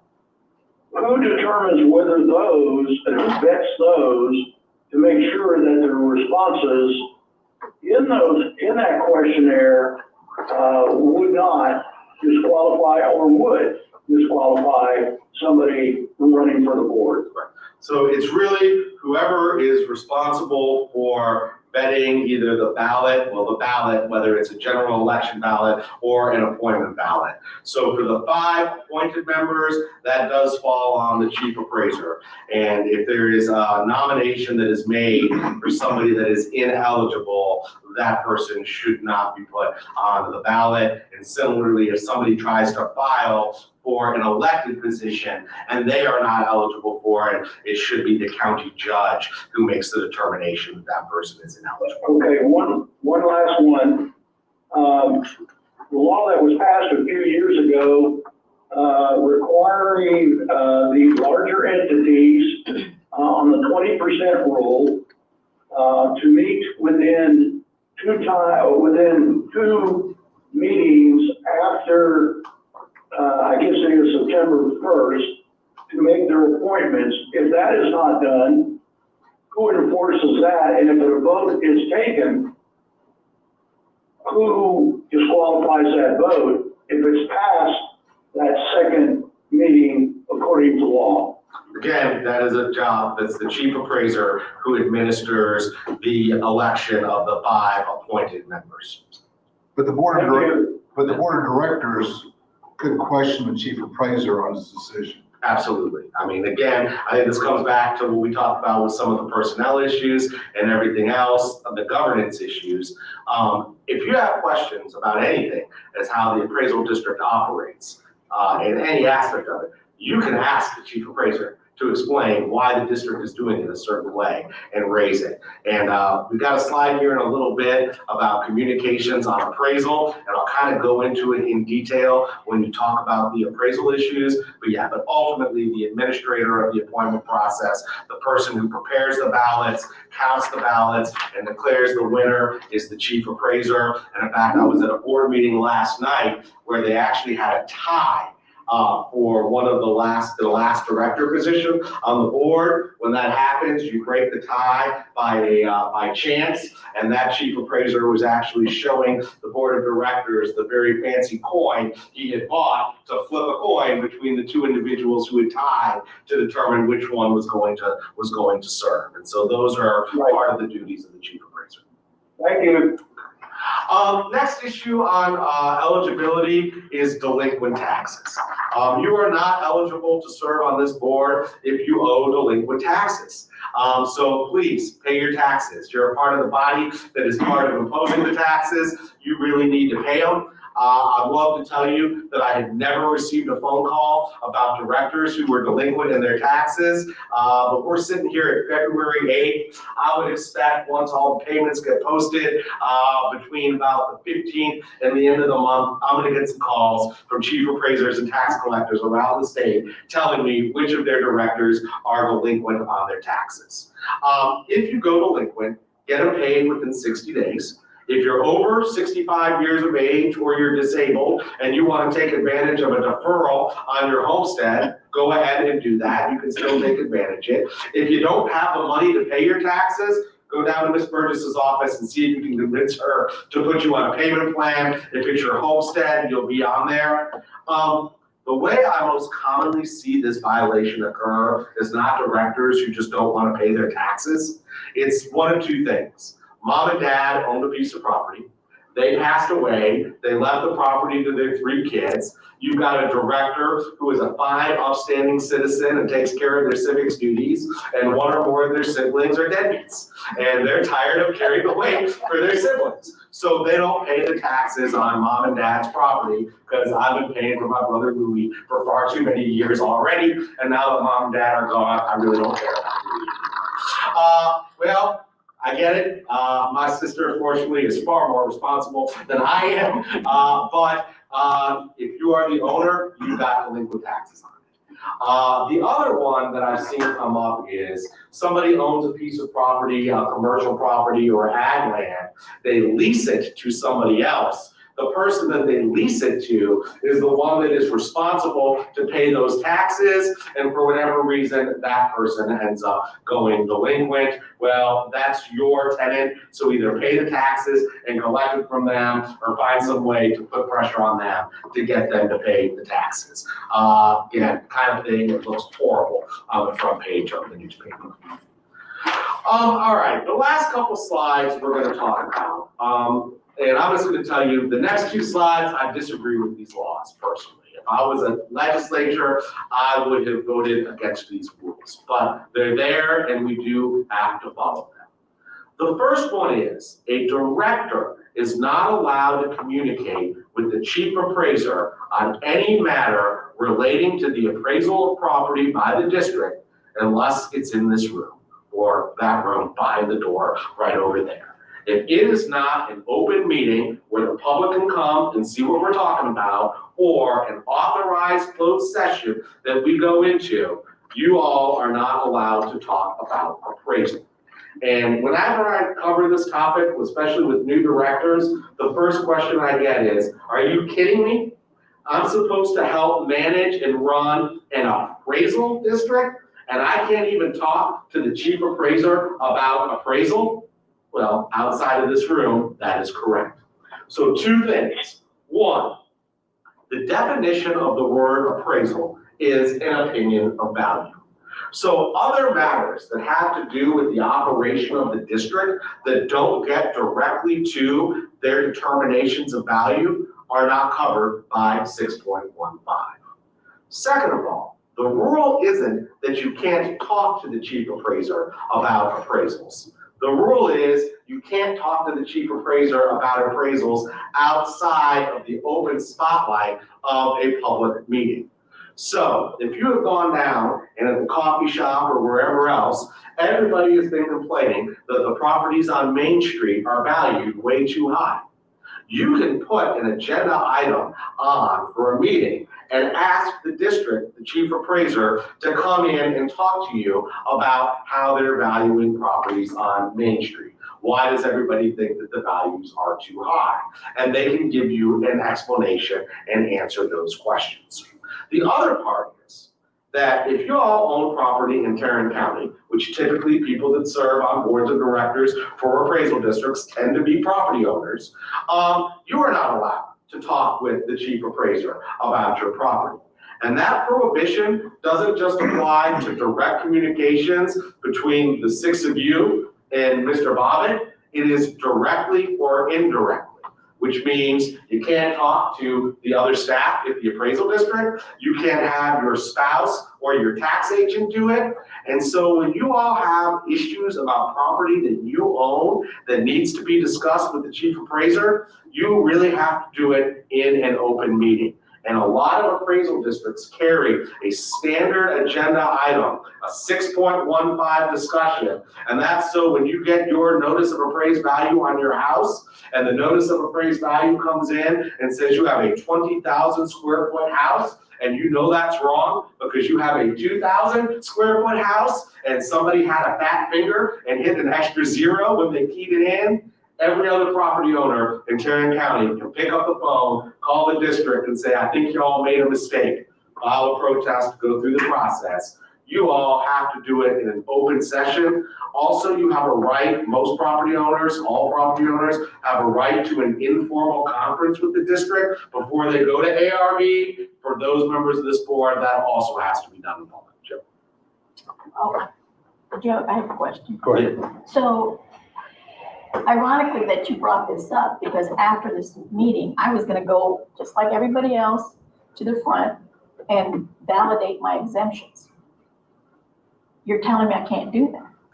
You validate, like you just want to make sure that your exemptions are in place? Yes. So I would say an exemption is not a value issue.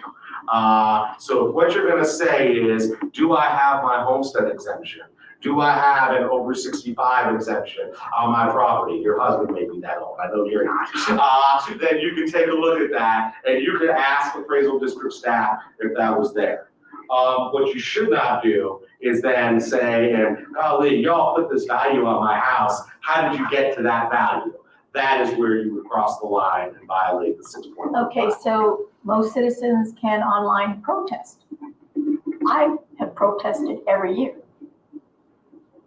Are you telling me I can't protest now? You can protest, and when you fill out your protest form, that protest form is gonna be a public document. So everybody can take a look at that. But when you wanna come in, and every other property owner in Tarrant County is gonna get the opportunity to sit in a private room with an appraiser and go over what the value of their property is, discuss it and informally resolve it. And if you want to have that kind of an informal discussion with the appraisal district, either we're gonna have to put it on the agenda and we're gonna do it here in front of everybody, or we're going to have to put it on like an ARB agenda for you to go ahead and have your informal. And so typically what board members who want to protest their property or their value of it do is they forego the informal aspect of it and you just go straight to the ARB. When you're in front of the ARB, that is an open meeting to the public. And so once you're in that open ARB forum, you or your representative can say, my house is valued too high. The district's representative can say, we disagree, we think it's the right value for this reason, and that's really the way to have it. But yeah, when this law first came out, I actually had a board chair who quit the appraisal district board of directors because he said, you gotta be kidding me. I'm happy to come up here, donate my time, be a public servant, and try to help the district. But if you're telling me I'm giving up rights that every other citizen in this county has, that I'm not willing to do, and he resigned. Okay, just a quick clarification. Is that the case even if we use an agent to? Because now you are indirectly having that communication, and that's, yeah. And so that agent, and what I would probably do in that scenario, if you've got property and you've got an agent who would present you on it, tell the agent, please file the protest, do it, but don't do an informal process. Have them go straight to the board and make whatever arguments on your behalf they want to make, and the ARB will decide what the value should be. Okay, the way this reads says, communication with the chief appraiser on any matter relating to the appraisal of property. You're referring to the appraisal of our property, but if we want to talk about the appraisal of property in general, not our property, right? That still restricts me. Yeah, so that's the example I gave at the beginning. You go down to a Rotary Club meeting and everybody complains that, you know, some area of the county is way overappraised and you want answers to it. You can't just call up Joe Don and say, Mr. Bobbitt, how are you doing those? That is something that needs to be done in this room so that everybody can see it. And there's a couple of thoughts on that. What they're trying to do is really protect the integrity of the system. What they don't want, and again, I wish I'd never gotten a call like this from a chief appraiser in my life, said, my board chair came in today and told me if I didn't lower the value of his 3 cousins that all own car dealerships on the west side of town, he was gonna put somebody in my seat who would. What do I do? Well, the advice I would give that chief appraiser is call the district attorney, because you just violated 6.15. And that's obviously a really good purpose of the rule. What I've just described is just straight up corruption. But it does tend to hinder when you get complaints, you hear things from property owners, and you've got a question, and you want an explanation, and now you gotta wait 40 days till we have our next board meeting to really get a good answer on what that is gonna be. So the advice would be to tell let's say at my Rotary Club, people came over and asked me a lot of questions. My advice to them would be, okay, one of you needs to gather all this information and submit that question yourselves. I can't do it for you. Yes, that is basically true. We can go to the next slide, because there is an exception to the rule, and that is you as a director are allowed to transmit without comment a complaint by a property owner or a taxing unit to the chief appraiser, assuming it is in writing. So the scenario you gave, Ms. Pena, if then those property owners go out and they gather the data that forms the basis of their complaint, they could give you the complaint, and then you could just email that or forward that to the chief appraiser, but don't put any comment. So if you put on there, dear Mr. Bobbitt, see the very legitimate complaint that our constituents have attached, and please resolve it as quickly as you can, that would be improper. But if you just said, Mr. Bobbitt, I received the attached complaint, please review it at your convenience, that would be a perfectly legitimate way to do it. The other big exception is the tax assessor collector's office has to deal with the appraisal district a lot just to make sure that the exchange of information is done correctly, and those types of communications are allowed. So the phone logs show that Ms. Burgess and Mr. Bobbitt's office, they've talked 12 times at the end of July. They're probably figuring out how to transmit the appraisal roll over to the tax office, and those are perfectly legitimate conversations that are taken out. The next rule on this, ex parte communications, doesn't apply to a director unless the director is also a member of a governing body, an officer, or an employee of a taxing unit. And this prohibits any discussion of appraisal with the intent to influence value. And I think the only person who's on, I know obviously Ms. Burgess is the tax collector. Is there anybody else that's currently on board? Mr. Black, you on school board right now currently? No, city council. City council right now? Yeah. So the two of you actually need to be very careful whenever we have value discussions, even within this meeting. You can talk about and you can speak, but if you say something that could be interpreted as attempting to influence the value at which the property in the district is appraised, you are going to risk running afoul of 6.155. So if we ever have an issue that deals with appraisals and values that comes up, and the two of you have some things that you'd really like to explore on that agenda item, probably before the meeting, you and I should have a conversation as to what those parameters are to make sure that you stay within the lines. Again, the key language in there is influencing the value at which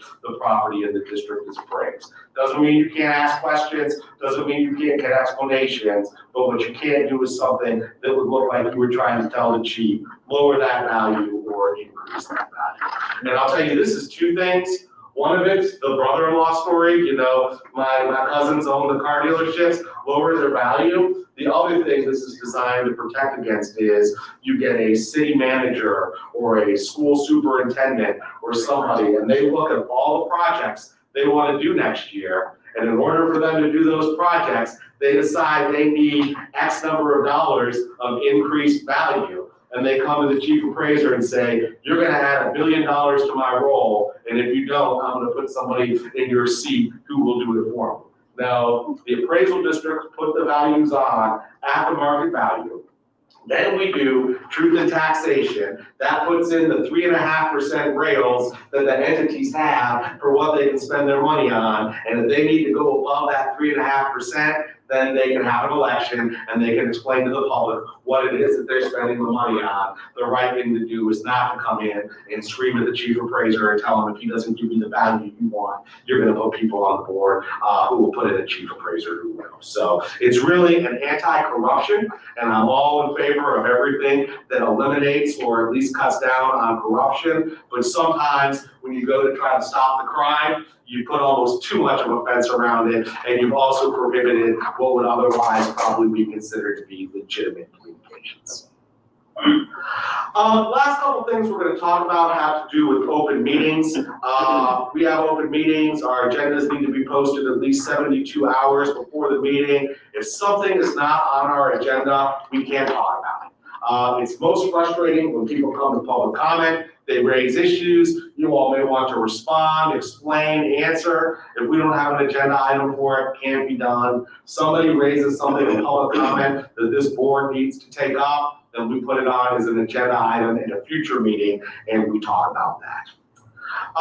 Most of our discussions are going to be an open session. There are some times when we can go into executive session, or I think closed session is really what the Open Meeting Act refers to it as. The most common one is consultation with the lawyer. You can go into executive session when the duties that I have under my rules of professional conduct require me to keep information confidential, which is both things, because they're attorney-client communications. Those communications can go on in executive session. Additionally, we're ever involved in litigation or have anticipated litigation, we can go into an executive session to discuss that. Personnel matters, but if a person who is affected by the personnel issue wants us to discuss it in open session, we have to come back out here and do it in open session. And real estate negotiations. We had a deal at the end of last year. We were looking for some space for overflow appraisal review board hearings. And the staff was doing the negotiation on the lease rate. Well, you can't really go into an open session and say, well, tell the guy that we'll offer him $100 a month for the space for our ARB hearing. But if he offers you anything under $500, go ahead and take it and bring it back to us. Because what's going to happen when you offer the guy $100? He's going to say, I watched that video at TAD.org, and I think y'all have $500, so I want to charge $500.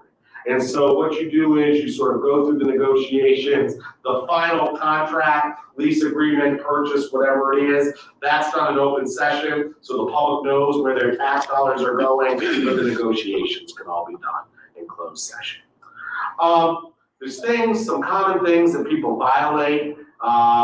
Again, very easy to talk about things that aren't on the agenda. Sometimes conversations take on a life of their own. I try to watch it. I know the other directors do. Only really talk about things that are on the agenda. Additionally, a quorum of you, a majority, so out of the 6 members now, 4 of you cannot have any sort of a discussion outside of a public meeting about something that impacts the appraisal district. Those all have to take place in here, and I actually gave you all a memorandum at the last meeting explaining how walking forums work and what the rules for that are. When we are in executive session, votes don't take place back there, votes take place over here. So you can talk about an issue, let everybody go around the table and talk about what they think about it, but to say, okay, who all's gonna vote yes on this issue, who all's gonna vote no. Now, you don't get to know how everybody's gonna vote until they're out here. Obviously, sometimes the discussion makes it pretty clear where people stand on any particular issue. Public Information Act. Any information that you all receive or have that may deal with appraisal district business is public information. I think we've got everybody set up with TAG emails right now. That all get worked out from the last meeting. I would conduct all of your TAG business on the TAG email address. Otherwise, you've got to go through, if we get a request for public information, you've got to go through your private emails, your private papers, and find out whether you've got anything in there that relates to the appraisal district.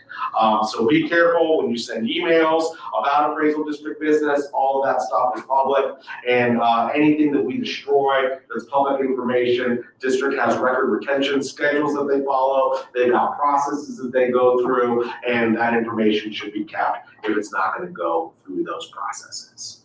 And then the very last slide that I've got is the comptroller's oversight of an appraisal district.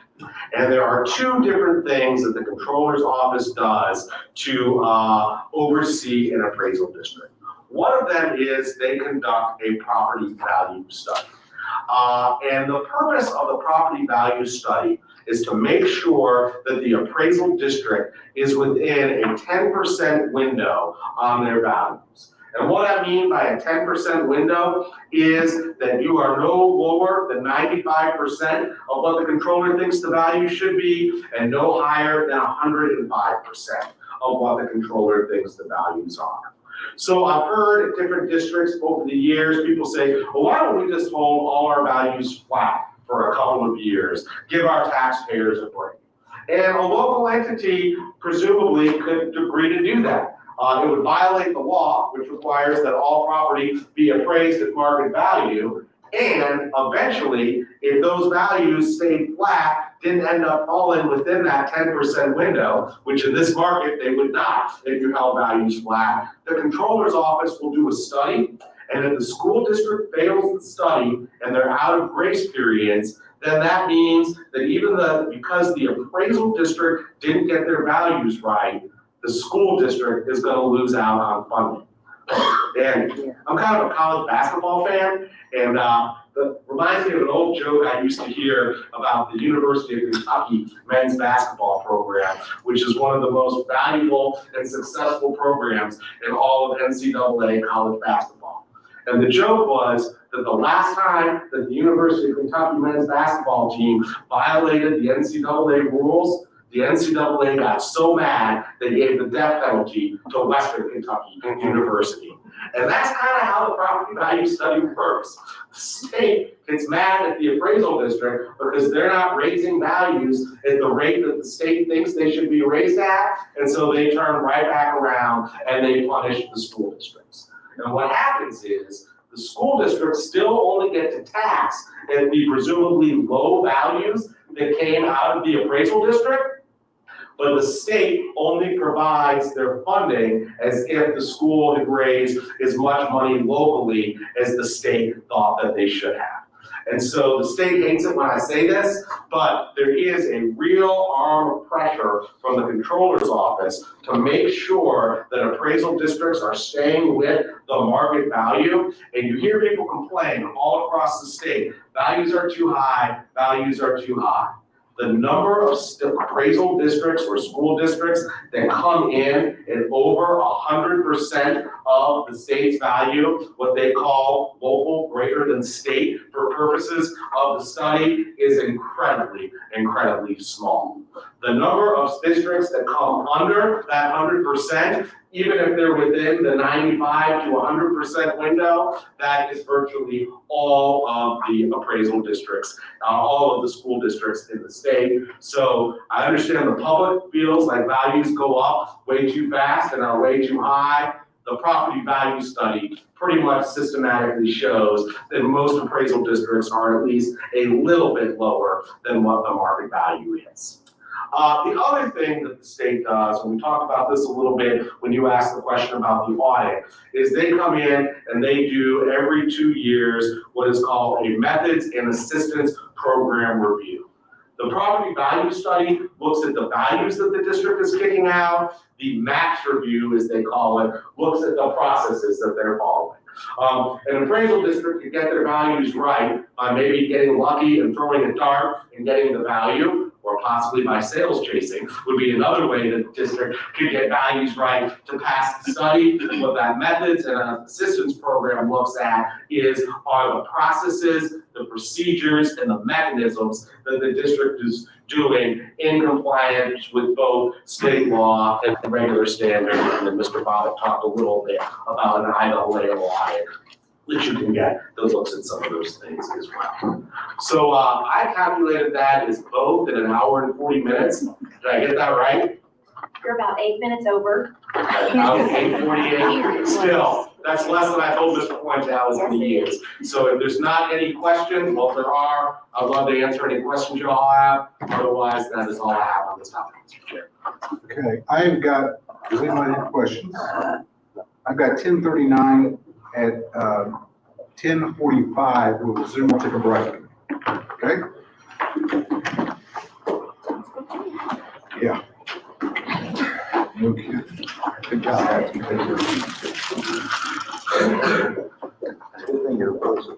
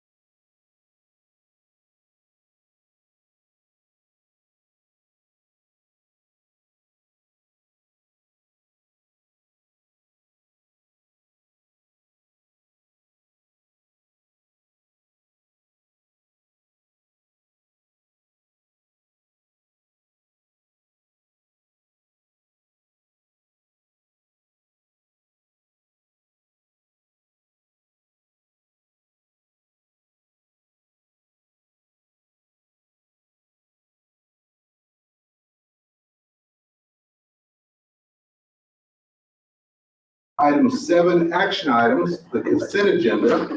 We have 3 items on the consent agenda. Action regarding approval of the Board of Directors meeting minutes, December 14th, 21st, and January 12th. We have action regarding consent to Agriculture Advisory Board member appointment, and action regarding approval of the chief appraiser to purchase online ESRI mapping software hosted service for an annual basis. Are there any of those items that any of the board directors would like to have removed? I would like to have January 12th minutes voted separately. So, any problem with that?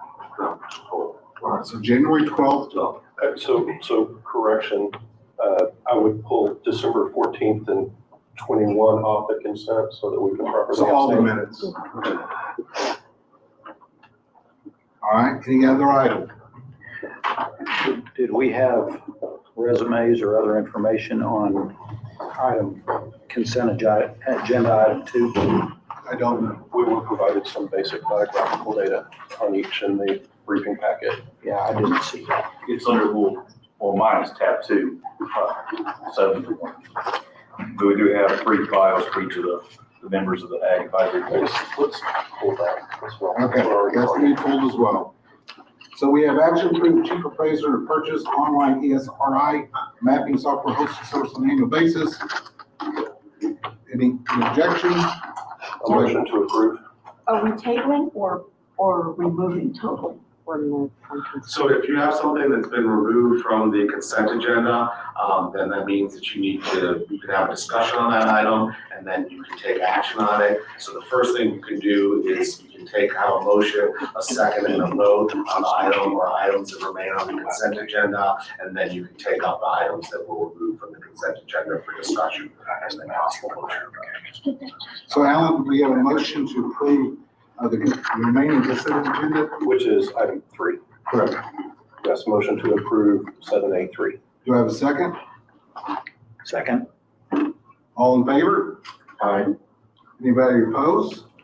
Okay, then let's go ahead and go to the board minutes. I'm sorry. Did she get the record on the vote? Dion was the second? Were you the Yes, second? yes. And I want to ask, I noticed there was something in one of the minutes where the vote was 4-1, but the dissenting vote wasn't recorded. That's not required. If you would like the dissenting vote recorded, generally we say the person, but we don't count that in the number. Does that make sense? We would say This is- 4-1. If everybody votes for it except for one person, the one person dissenting named. vote should be named. But yes, but we don't count the number. Very good. Thank you, Julie. So let's start with December 14th and December 14th minutes. Alan, you wanted that removed? So the 14th and the 21st, myself and Ms. Beamer were not on the board at that time. And so I prefer to abstain from those votes. Oh, okay. That's why I went with it. And maybe So is Gary. that the only objections to those two? Yeah, you might check and see what Gary's Gary? disposition. I would like to abstain on those also. Okay.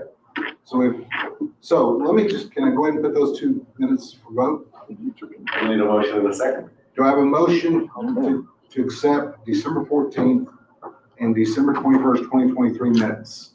Motion. I second it. Oh, yeah, well, yeah, I do. I second. For purposes of progressing, I can second, anyone can second, correct? Right, you can second the motion and then abstain on the vote if you want to. So I will second it, and then I will also be abstaining. All right, all those in favor of accepting those 2 minutes, say aye. Aye. Anybody opposed? Anybody abstain? We have 3 abstentions, if that's correct, Gary. Yes, sir. All right, got it. Now let's go to the,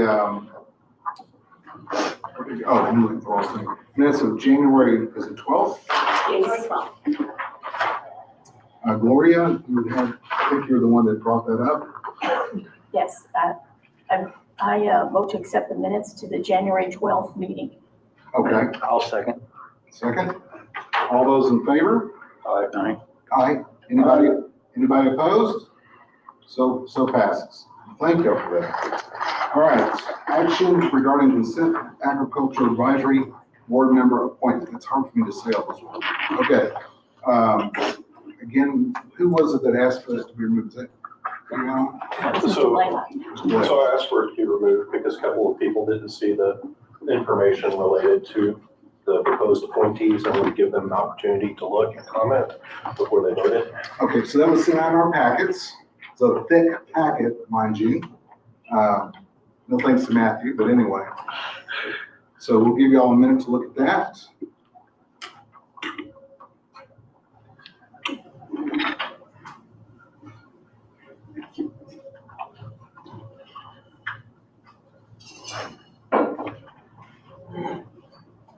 Ms. Fuente, can I make a motion to approve? Yes, sir. Is there anybody, I'll go ahead and ask for a second. Well, I have no second at this point. Thank you. Okay. They're still reading. Did you say I'll second. these two people live together? I'll second. So Gary, if you will, Well, I'm just, let's give them a minute. if we need a motion and a second to discuss, I'll second the motion. Yeah, We already have a second. okay. Gary asked for motion, Lori asked for the second. Discussion. It appears that Michael Murphy and Katrina, I don't know how to say the last name, Sims, live at the same address. And I'm wondering if that's problematic. Mr. Fraser, I'll let you address that. I don't believe it is. There's, like Mr. Tech was saying earlier, they're advisory in nature. The main purpose they serve for us, they help fill out the Comptroller's Ag Advisory Survey. So really, we just get information from them, but that we combine with a lot of other information to determine what we're going to do with our ag. All right. Thank you for that. Any other discussion? All those in favor of bidding on that appointment, or the chief appraiser to make that appointment, I may call for, oh, I'm sorry. Now I've got lost. Yeah, first second. Do I have a motion to accept? You do. I Yeah. do? Yeah. That's Call the question. All right, call the question. All those in favor, say aye. Aye. Anybody opposed? And so moves. Man, we got through the consent agenda. That's great. All right, so now Really, we got one. we got more consent agenda. These. Oh, there we do. All right. Well, that's not the consent agenda. Minus action. Action items. Yes, we have more on the action items, yes. So we're on item B. I'm sorry, have we done A3 yet? No, we have not. Thank you. All right, we have an action regarding We did approval. A3, it was the first vote we took. Oh, that is, We took that one first. all right. Now we're on item B. Deliberate and act on authorization for chief appraiser to contract with GIS consultant. Chief appraiser, do you have comments? Yes, sir. We're recommending that we enter a contract with SIGUS LLC for GIS consultant work not to exceed $88,000. Is essentially in lieu of a full-time employment position. So this is a person, a company that has experience with our GIS database and also has experience with moving to an online system. So we believe it would be a benefit at this point. Do we have any questions? I do, but I'll let y'all first. All right, so two questions. That said not to exceed $88,000 in the calendar year 2024. Yes, sir. And where's it coming out of the budget? Out of the full-time, out of the salary position. And you're saying to me that, and you've already said it, but just make sure, this consulting is in lieu of people we've got hired that we will not need to rehire. Yes, at least sir. at this point. We had a GIS manager, and Brian can correct me if I'm wrong, but we had a GIS manager that has retired. So we, in the form of a company, we are rehiring that person to give us guidance as we transition into the online system. Is this a lower cost than what the employee was? The 80,000, I believe, is less than her original salary. Yes. One additional question. Could you spend just a moment and explain the value overall for moving the system online and why it's so important that we do it well and do it quickly? Yes, sir. multiple aspects. The first and foremost, it does give us greater and added security.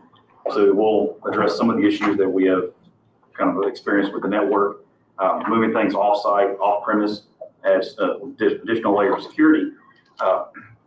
These are dedicated people that this is their sole function, is to provide an online hosting platform to other large organizations. It's a national company, ESRI, and so they have the skill set to keep it secure, and probably better than we do, because we are not experts in cloud hosting. So these guys can focus on this. It'll add benefits, ease of access for our employees in the field, and ease of access for the entities to get our data. A lot of them use our parcel shapes, and it should provide additional benefits to the taxpayers themselves and additional data that we can provide. Thank you for that. I think that's important information to share. Yes, sir. If I remember right, we had, we're discussing the security of our systems. GIS was a prime vulnerability at one point. The equipment itself, the physical server, is already end of life. So at a minimum, we either move it off-site, off-premise, or we have to pay thousands of dollars for a replacement server and box and licenses and everything else. Right. So overall, it's a much cleaner solution than repeating our mistakes in the past. Very good. I'm in favor of that. Yes, sir. Any other discussion?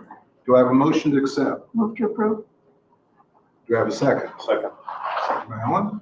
All those in favor, say aye. Aye. Anybody opposed? Thank you, Gary. It passes.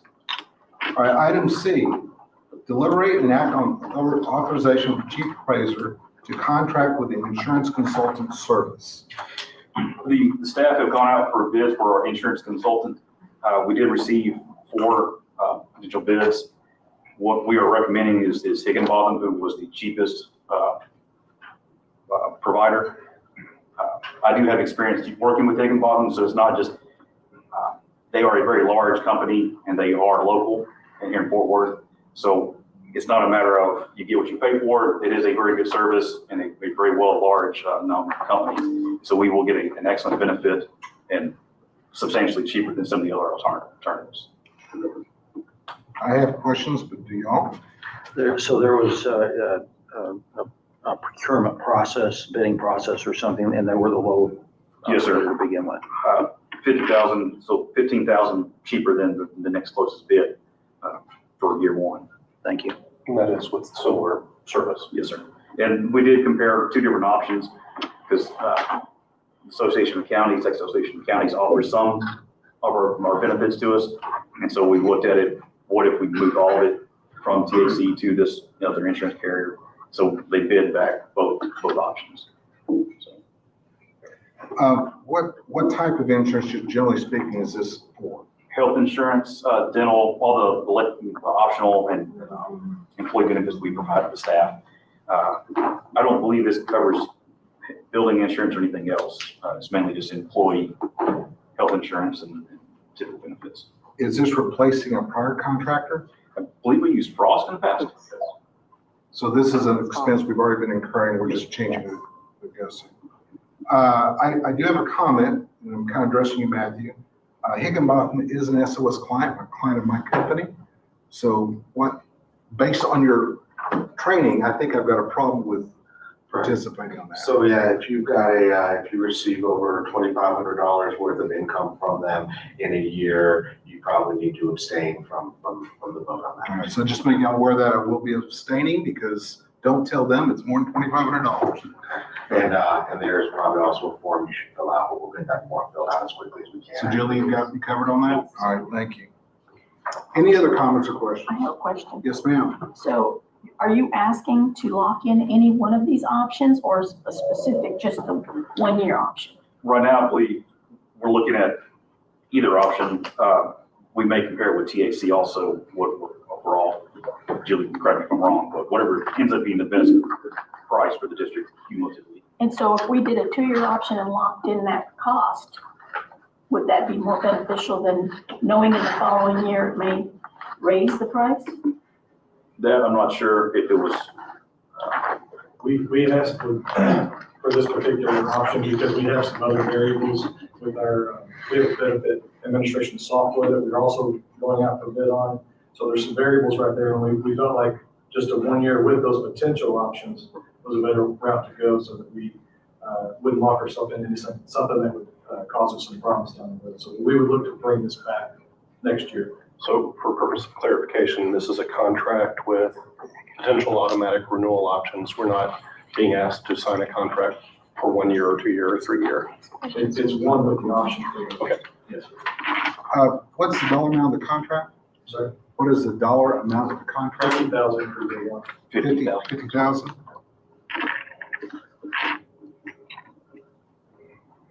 And, Mr. Fuente, yes, sir. can I make a motion? Let me ask one more question first, all right? So this is for consulting, not for an actual insurance program. Yes. So our insurance costs will be on top of that. Yes, sir. Okay, I want to be sure we understood that. Yes, sir, Gary. I'd like to make a motion to approve the staff recommendation as written. Second. I have a second. Any other discussion? All those in favor say aye. Aye.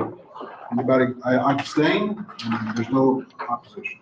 All right, thank you, Gary. Thank you, everybody. All right, item D, review, deliberate, and action on the contracts, billing agreements, verbal or written in excess of $50,000, not previously reviewed. We did go back through and look. We did not find anything that was in excess of 50,000.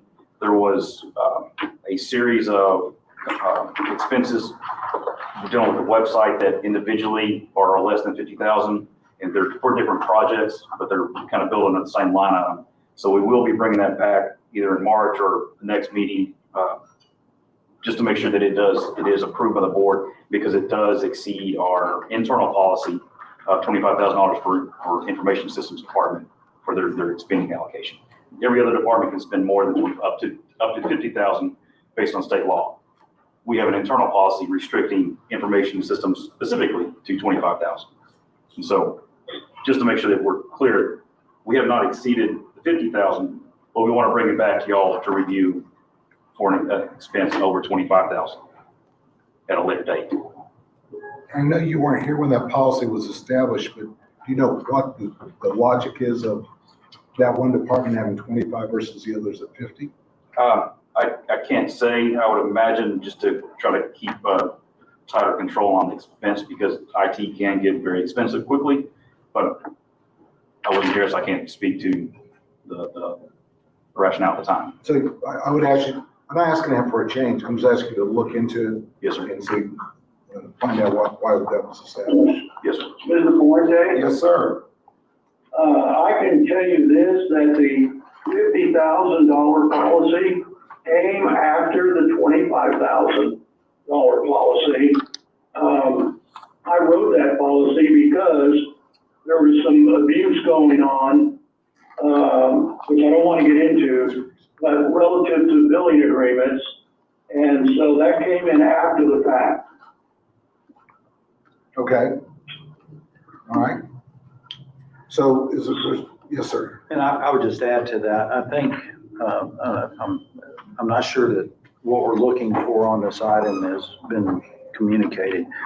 There are contracts that have been executed that are more than $50,000 and a lot through the legal, the lawyers, I think, and we want to make sure all those are up to date. Yes, sir. Yeah. What we can do is grab a list of a spreadsheet of any contracts over 50,000. Just that way y'all can review all of them and approve all of them, just to make sure they have been approved at some point. That'd be But good. to your knowledge, they have been approved. Yes, sir, either through board action at the time that we entered an agreement. But as far as we know, they have all been come before the board in some manner. So I think if you got something specific, Rich, you might give him your. No, I'm just remembering why that policy was established. And, you know, I do consulting myself and sometimes for, governmental entities or whatever. And if I get a contract, it might last 10 years. And we don't have to go back and get it approved every year. Yes, sir. But it does have to require board action to do that. And if I'm remembering right, and Mr. Lasada, I don't know if you remember or not, but was there a condition on the policy that we imposed to keep the length of those contracts to a minimum as well? Yes, sir, to make it annual. Okay. Because there was a situation where there was actually no billing agreement, no approval by the board, and there was a large amount of money being dispersed each month, and the board had no idea about it. It was hidden from the board. And when that was discovered, we came forward to the board and said, we can't have this happen anymore. So that's where the $50,000 came in the aggregate of any contract, not already approved by the board, and it would be on an annual basis. Yes, Julie? The board does the annual review inside the budget workshop, which is public annual. That's when that will happen with the contracts. Could you repeat what she said? Mr. Gary, Julie was just reminding us that in May at the budget workshop meeting, all the contracts will come back for the board to review and complete list. Right, I think that's fine. I have no problem with that. Okay. All right, good. So there's no further action at this point on No, the sir. site. No, sir. Everybody agree with that? All right, let's go to item E. But, excuse me, but we will have a list Yes, sir. at the next meeting or Or at least by May at the minimum. yeah, all right, thank you. Item E, deliberate and act on the possible revisions of the TAD Board of Directors policy. I'd like to request that item be tabled, and a couple of reasons. One is because I had a conversation with Mr. Tepper. The document we all received, we've actually received it a couple of times, and the changes from the first item were not on the second one, and I think he has another revision to present to us. That was one reason, and the second reason was that we're going to have to go through this process again in July when we get the new members on the board. And rather than waste our time at this moment going over that to change it, I think that it would be more beneficial for us to change it in July one time and not spend an inordinate amount of time on this document. Okay. And I'm sorry, I'm the refresher on what's required to table and start. Well, again, it's really a motion to table the item, if that's what the state is saying. If you get a second, then there's majority vote. Mr. Fuente, can I speak to that? Let me first ask for a second, and then we'll For go the to purposes discussion. of discussion, I'll second. Okay, so we got a second on that? Now, yes, sir. Mr.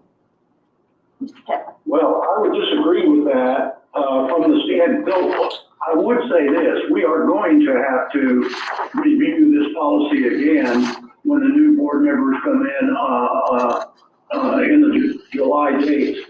The reason that I am, it doesn't matter to me, whether all the items are on there, those are mostly the changes that I put in, and I'm not trying to take credit for it. I'm just trying to say the reason I put them in is historically we had some difficulties because of lack of clarity, and to table this would leave this situation roll over. For example, last year there was a chairperson absent for a long period of time, and the board was hamstrung on what to do. And I would hate to see us get into that situation again. And I would also point out that in the past, with the 48-hour window of getting packet information together, to not give this board enough time to review information, and that's why I injected the 72-hour clause in there. So I'm going to interrupt you. Gary, if I can interrupt you, let's don't go through all the changes, but again, I appreciate it. In the past meetings, we've tabled an item, it's come back up on the agenda the next time. You've got a motion table, we got a second. We can table it. That, again, our history has been to bring that item back up. It was tabled at the last meeting. Well, yeah, now the reason to table this time, which I agree with, is that I have 4 different versions of what the notes were, and so the last version came out does not incorporate everything. So that's That purpose I agree with. I would like to suggest that we table it till the next meeting, which is March 1st. Okay. If we could, I would agree with It doing wouldn't be that. March 1st, because that's a special call meeting. So it'd be our standard meeting. We could talk about it at March 1st. We could. I've got a few things that I would change, and I think what would be good if Mr. Tepper could compile everything and put like something on this that says, this is it that we're looking at. And I like the way the text is highlighted in Okay, blue. so we have a motion, we have a second to table it. And at this point, it'll be brought back up at the next standard meeting. I would ask that it be brought up at March, if we're tabling it for March 1st, I'm okay with that, but I don't want to wait 3 months, because I think he's got some good points there. Yeah, I'd like to comment about that, not the specifics of the changes that should have been read by all of us. And I agree with the fact that there have been a couple of iterations in that. And I agree that that is confusing. What I am concerned about is that I don't want to go back to a point where this board kicks things down the road, or kicks the can down the road over and over and over again, because there are issues that need to be addressed. And it's a shame that we would do that and follow what has happened over the years with prior boards, because these are issues of major proportions that have occurred. So Gary, and I agree with you, and we're agreeing to table it to the next standard meeting. If we get a separate agenda item for the March 1st meeting, we'll do that. But again, the purpose of this, I think we all agree, we have 4 different versions of this. We need to get one cleaned up version. It needs to show all the changes, et cetera. So we're not kicking it down the road. I don't want to kick it down the road, and it won't be, so I can assure you that. So I've got a motion and a second. Any other discussion? Question. Thank you, sir. All in favor of tabling the item? Aye. Aye. Gary? No. No. Okay, so we got 1 no. All right, so motion passes. Mr. Chairman, I will get everybody a clean, finalized copy, and I apologize. Well, again, there's been a lot. Now, I don't know what I received. The changes that Gary added were not highlighted, so you didn't know that it were. No, it was that. I did that last night till 12:30 in the morning. But, and I apologize, and I sent it out, and Ms. Pena actually called me yesterday, very shortly after I sent it out. And not only weren't they highlighted, but I thought the version that I had sent out yesterday had all of the prior changes in it, but Ms. Pena pointed out to me that it did not. So I will get a clean, full copy with both sets of changes to everybody in advance of the next meeting, so that y'all have plenty of time to review it and show up prepared to discuss and act on it. All right, thanks, Again, sir. I apologize for the extent that I delayed it. All right, item 8, recess to executive closed session pursuant to the following parts of the Texas Open Meetings Act, Government Code, Chapter 551, for the following purposes. Section 551.076, deliberation regarding security devices, security software, or security audits. Section 551.071, deliberation on a matter in which the Board of Directors seeks the advice of its attorney without contemplating litigation, or about contemplated litigation, or on a matter in which the duty of the attorney to the governmental body under the Texas disciplinary rules of professional conduct of the State Bar of Texas clearly conflicts with the Open Meetings Act related to the statements made by the Tarrant Appraisal District's former Director of Information Services regarding the Tarrant Appraisal District's information systems. Give me a round of applause for reading all that. We'll give y'all a couple of minutes, and then we'll start our executive session.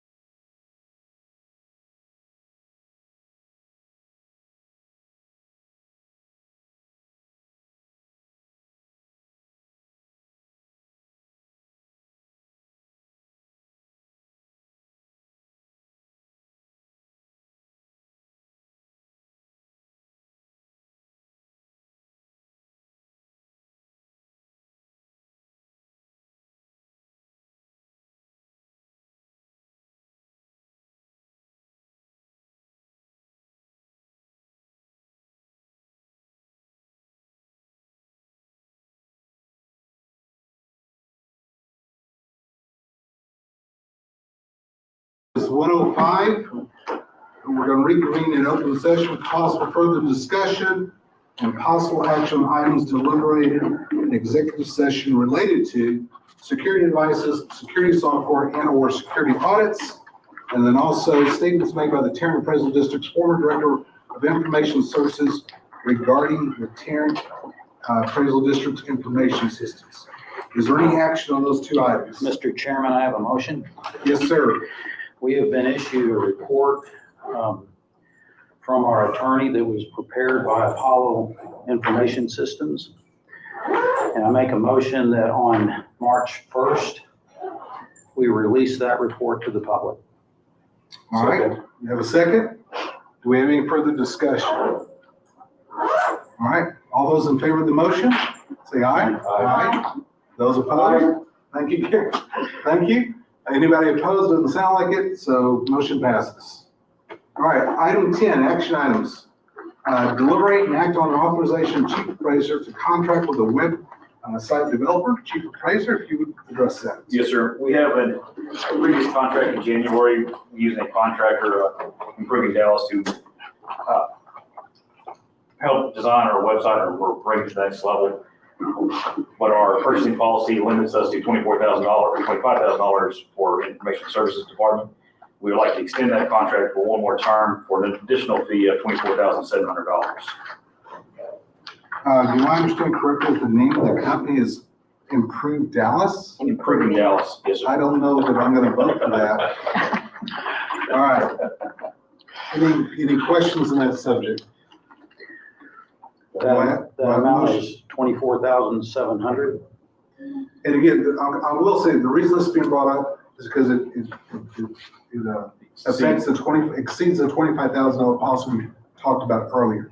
So that's why we're bringing it up, and It's current, and it is within our budget Yes, sir. already. So this is just an authorization under current budget items. Mr. Chairman, I make a motion that we follow the advice of staff and issue,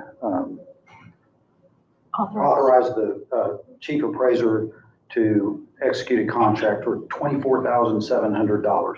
For 1 month. I will second it when I have comments. all right. Got a second with Alan, your comments, please. So, my comment is, or question is, this is a 1 month engagement, 24/7 contingent upon fulfilling that position, permanently. Yes, sir. We are looking elsewhere for. So my question is, are we gonna come back next month asking for an additional month support and so on and so on until that position is filled? Or are we good to go? No, sir. I think Brian says we might have already found somebody in the wing.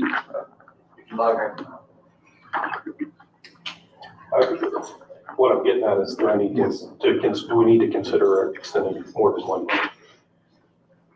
Yes, sir. To address that,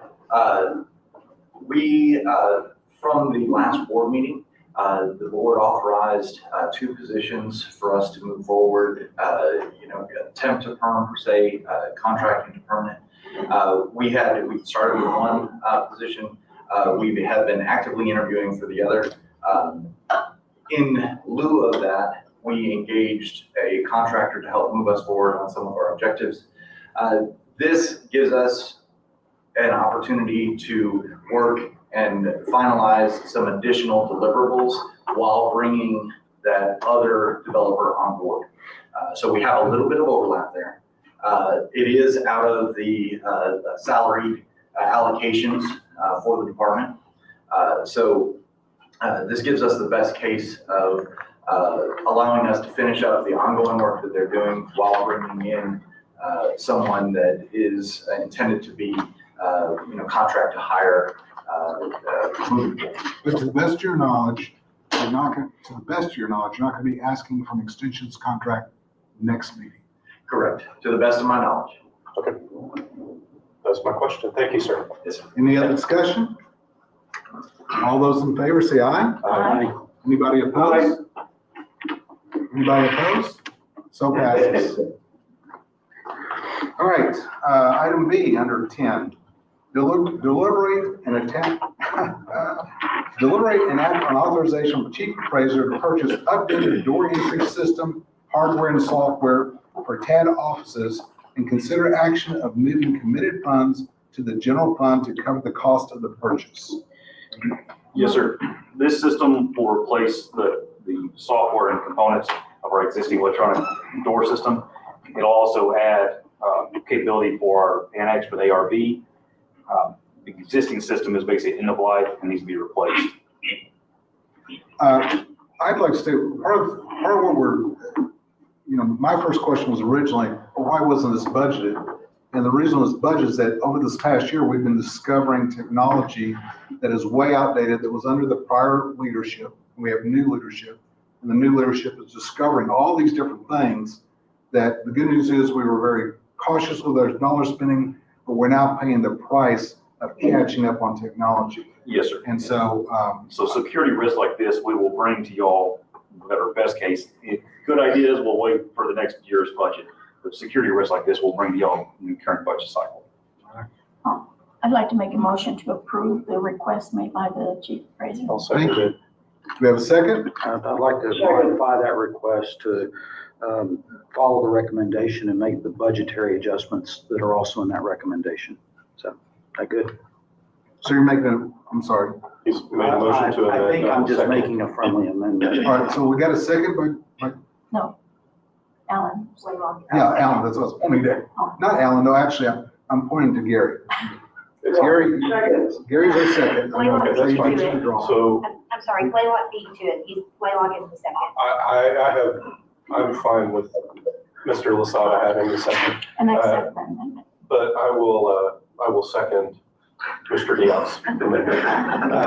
And she's accepting the friendly amendment. Okay. Could you repeat it though? Yes.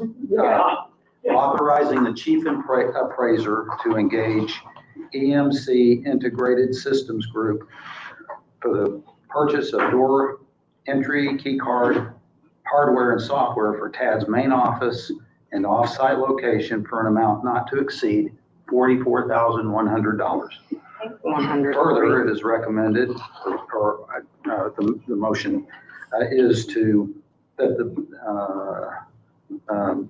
board votes to commit funds currently available in the building maintenance fund to the general fund in the amount of $44,140 for use in this purchase. Most of those words are in the staff recommendation. All right. I've got a motion and a second. We can do those in one. All those in favor? Aye. Aye. Thank you. I said aye too, it passes. Thank you.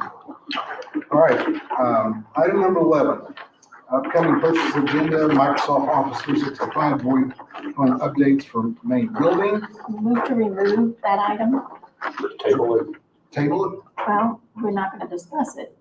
Okay, but we want it on the next agenda item. Yes. So we'll just put it on the next. Okay, you got a second on that? Second. Rich seconds it. Any discussion? All those in favor say aye. Aye. Anybody opposed? That's it. All right, it passes. Report by taxpayer liaison officer.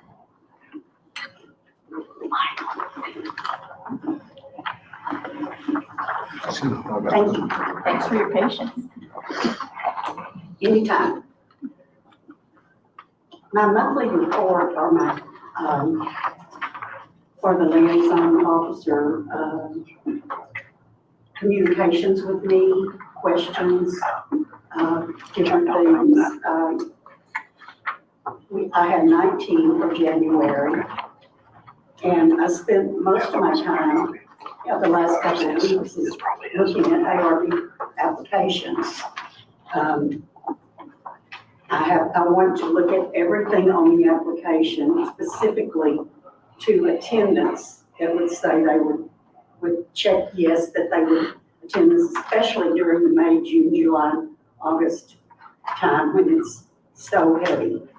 And also see that taxes are paid, because we don't want anybody on the board that didn't pay their taxes.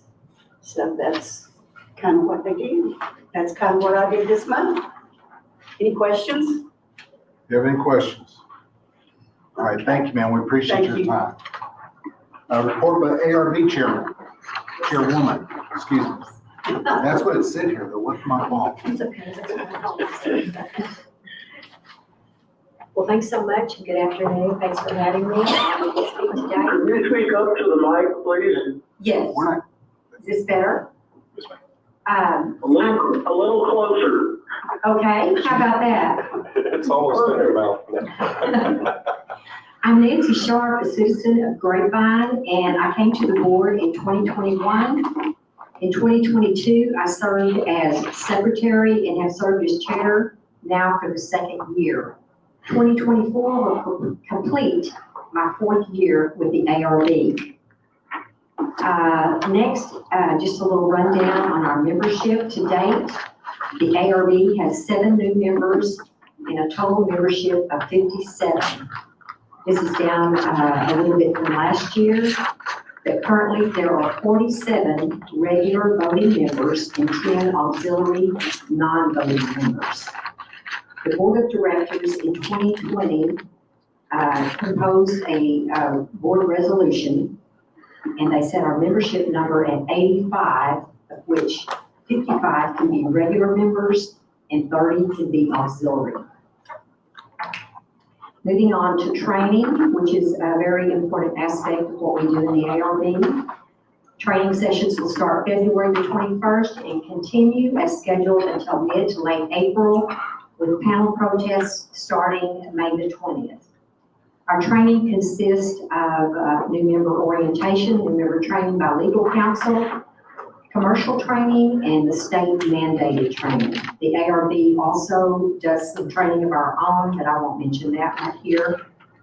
And I'll move on to now some improvements. The following are improvements needed this year compared to last year. Number 1, we need to reduce wait times of approximately 3 to 5 hours for property owners who are scheduled to protest.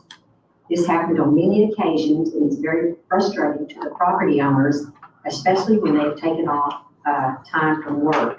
Then they have to be rescheduled due to the long wait times, and some were scheduled as many as 3 times. Number 2, reduce the number of reschedules due to wait times, technical and software issues, and lost or misplaced documents. My office alone, and I'm talking about the chair office, not the ARB, did as many as 400, almost 400 reschedules last year. Third and lastly, we need to revise the scheduling so that hearings are not overbooked.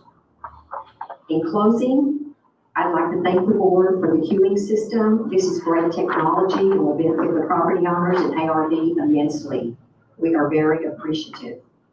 Going forward, I remain dedicated and optimistic to work with the district, follow the law, serve the ARB members, and the citizens of Tarrant County. Thank you, and that completes my report. I have a question.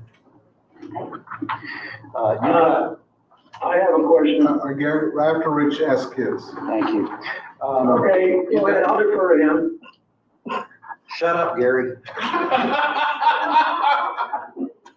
I'm bigger than you. I know you are. But you're not here. But you're in Hawaii, I'm not worried. You've got 3 things that need to be improved. Yes, Wait times, you said, yes, reduce the schedules, and revise scheduling. yes. I'm familiar with all of those and the problems I hear from a lot of people, and you're right. Yes. The recommendations, how is that going to be improved? I knew you would ask me that. So I've tried to work through the manager in the ARB who does all the scheduling, and I haven't been successful. And I'm willing to keep trying. But that would be the starting place. Okay, and does that address all 3 of your recommendations? Yes, it does. I'm gonna suggest that keep working at it and see what happens. I'm more than happy to do that. Thank you very much. Actually, That's all. then I want to ask a question. Sounds like you're not getting cooperation. Yes, sir. So what's your next step if you don't get cooperation? Well, I would come to see Joe Don. Yes, ma'am. He asked me to call him Joe Don, not Mr. Bobbitt, so that's what I've done. And I did, think that maybe I shouldn't have mentioned this today. I should have just came to see him. So it was a toss. I already had You got it. asked a question, so. I'm sorry. You got asked a question, you had to reply to the question. Mr. D, I pulled it out of you. Yeah. Oh, You didn't mention it, that's my job. okay. So yes, I would contact Joe Don and I'm sure we could work it out. Thank you. Gary, I'm sorry, I think I skipped over you, didn't I? Yeah, no, not a problem. I wanted to ask you a couple of important questions. First question is, how many do you have authorized by the TAD board to have in the way of membership? 85. And how many do you have now? I have 57. Well, you're really in a hole. But here's my question. A couple of years ago, the then chair, and I don't remember his name, came in and put a request in front of the TAD board of directors, put in a policy that said that you have to sign up and have to be available, and you have to sign a document to that effect for the entire month. At that point, I said, I think that's going to be a disaster looking for a place to happen, because having served on that board like I did for 6 years, and also myself getting up there in age, I have to make myself available for doctor's appointments whenever I can, because it's so difficult. Hey, Gary. I'm contributing to your problem. Thank you, sir. Did you have a question? Is that contributing to your problem? No, it is not. It is not. Thank you, Gary. Okay, thank you, that's all. Okay. Any other questions? Thank you for your report. We are, report by Chief Appraiser. Yes, sir. Table. I'll keep it short. It's been a very busy week. I've been here a total of 9 days now, I believe, 8 or 9 days. But on the agenda, these are the topics that I typically like to go over. I'll have a written report in the future that go over most of these things. If y'all want to ask questions regarding any of them, we can go into that in more detail when I've learned more. But I would like to bring up the property value study. We did get results back that all the schools are in compliance. So like I've been saying, the staff are very technically proficient, even though they have their hand tied behind their back with the software. And so additional impressions that I've kind of picked up on, my main priorities will be fixing the security that we have in the system, in our network, replacing the CAMA system. I'd like to get a contract in place by August 24th and go live August 2024. I'd like to go live at the latest by August 2025. If we do it sooner, safely, then I'd like to do that. And if we need, we can get the vendors to come and actually give a presentation to the board that y'all can actually see the top 2 or 3 choices that we're looking at. But that also may be really deep in the weeds. So we may just bring our number 1 choice to y'all. And I know the staff or the public talked about a committee to look at it and that we get feedback from them. The ones that we're looking at, I think, would meet their needs. I would also like to evaluate our building needs and possibly relocating either the entire building, not physically moving the building, but our getting a new building, or at least an ARB annex, which I think would address the ARB chairman's points that we have 200,000 protests to get through in a very short window by law, and we need more places to do this and more ARB members to get it done. But I will say the staff have been excited and they are very committed. They want to see the district improve, and from what I've gathered from the board, I think y'all want to see us improve or to prosper and succeed. Yeah. So I am very motivated and hopeful. But I would like to announce that my intent is to promote William Durham to Deputy Chief Appraiser. So we're working through some of the background stuff to make it official, but that is my intent. He has accepted that position and title begrudgingly.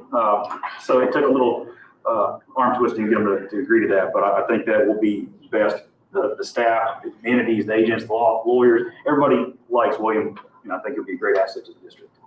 Good. I think that is all I have. I have a couple of questions. Yes, sir. Good. You mentioned replacing Aumentum. Yes. Okay.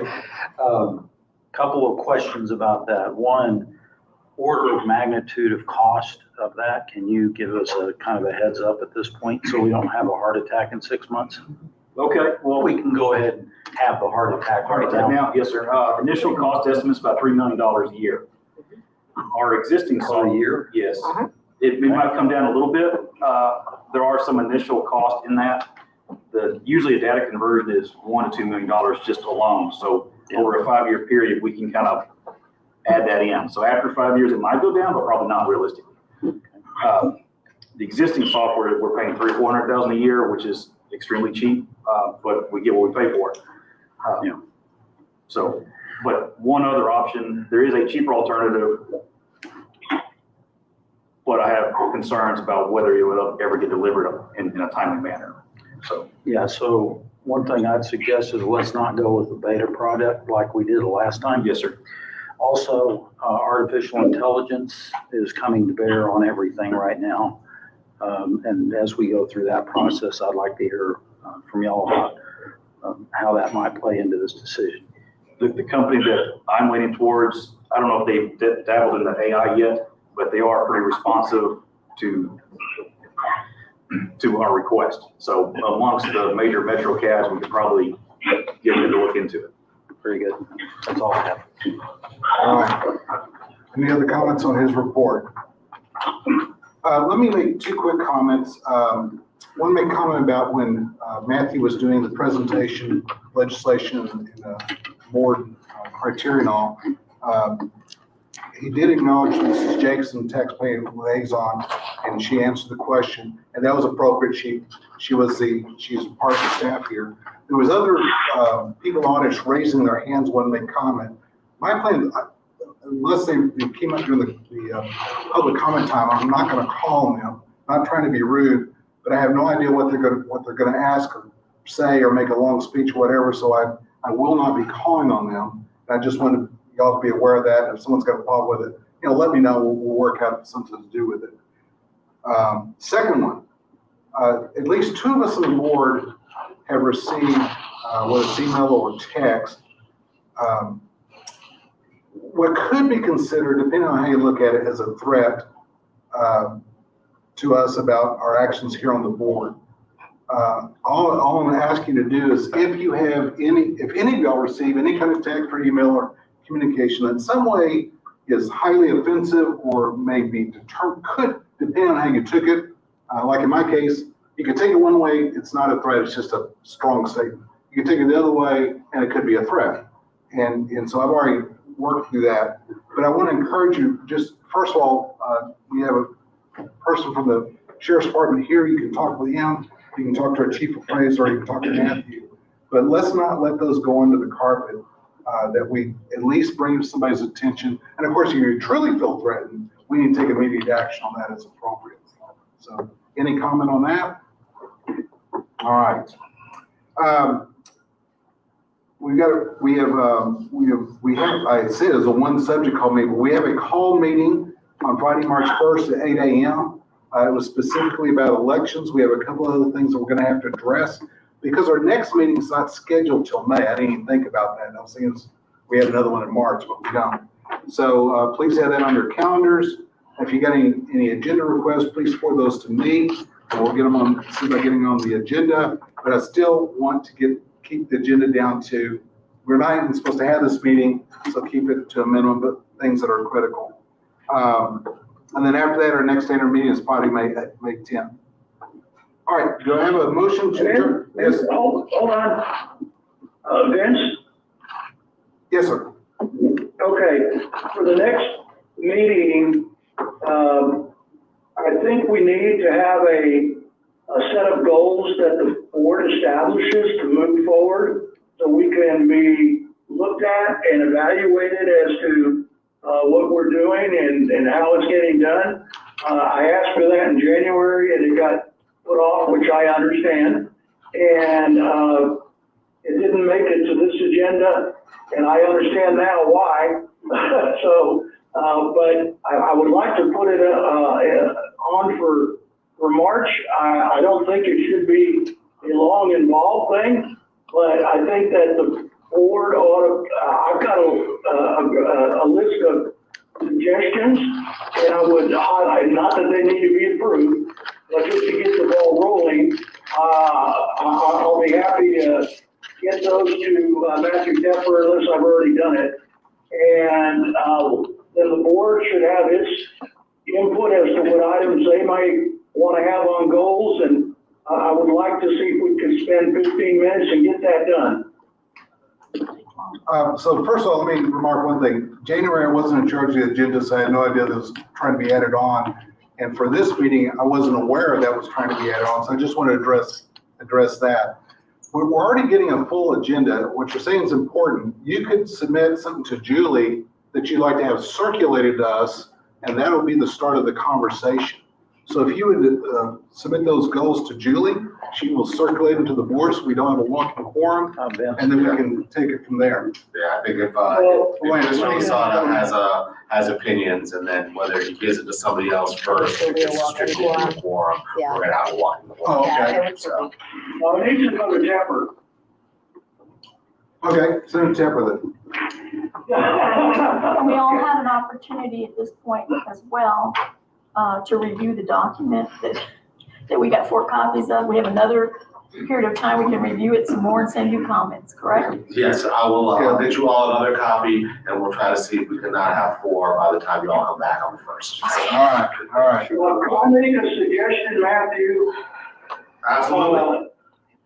As it relates to this has happened for 2 months in a row now, and it's been confusing to the board. There needs to be one item and one item only in the agenda packet for us to consider, because we've had 2 or 3 of these happen related to the board policies, and it's like, what policy are we voting on, or which one are we looking at? So whatever you come up with as a final, if we can be placed in the packet so we know exactly what it is, I would highly recommend that. Yeah, that's a great recommendation, Gary. The problem we had was timing.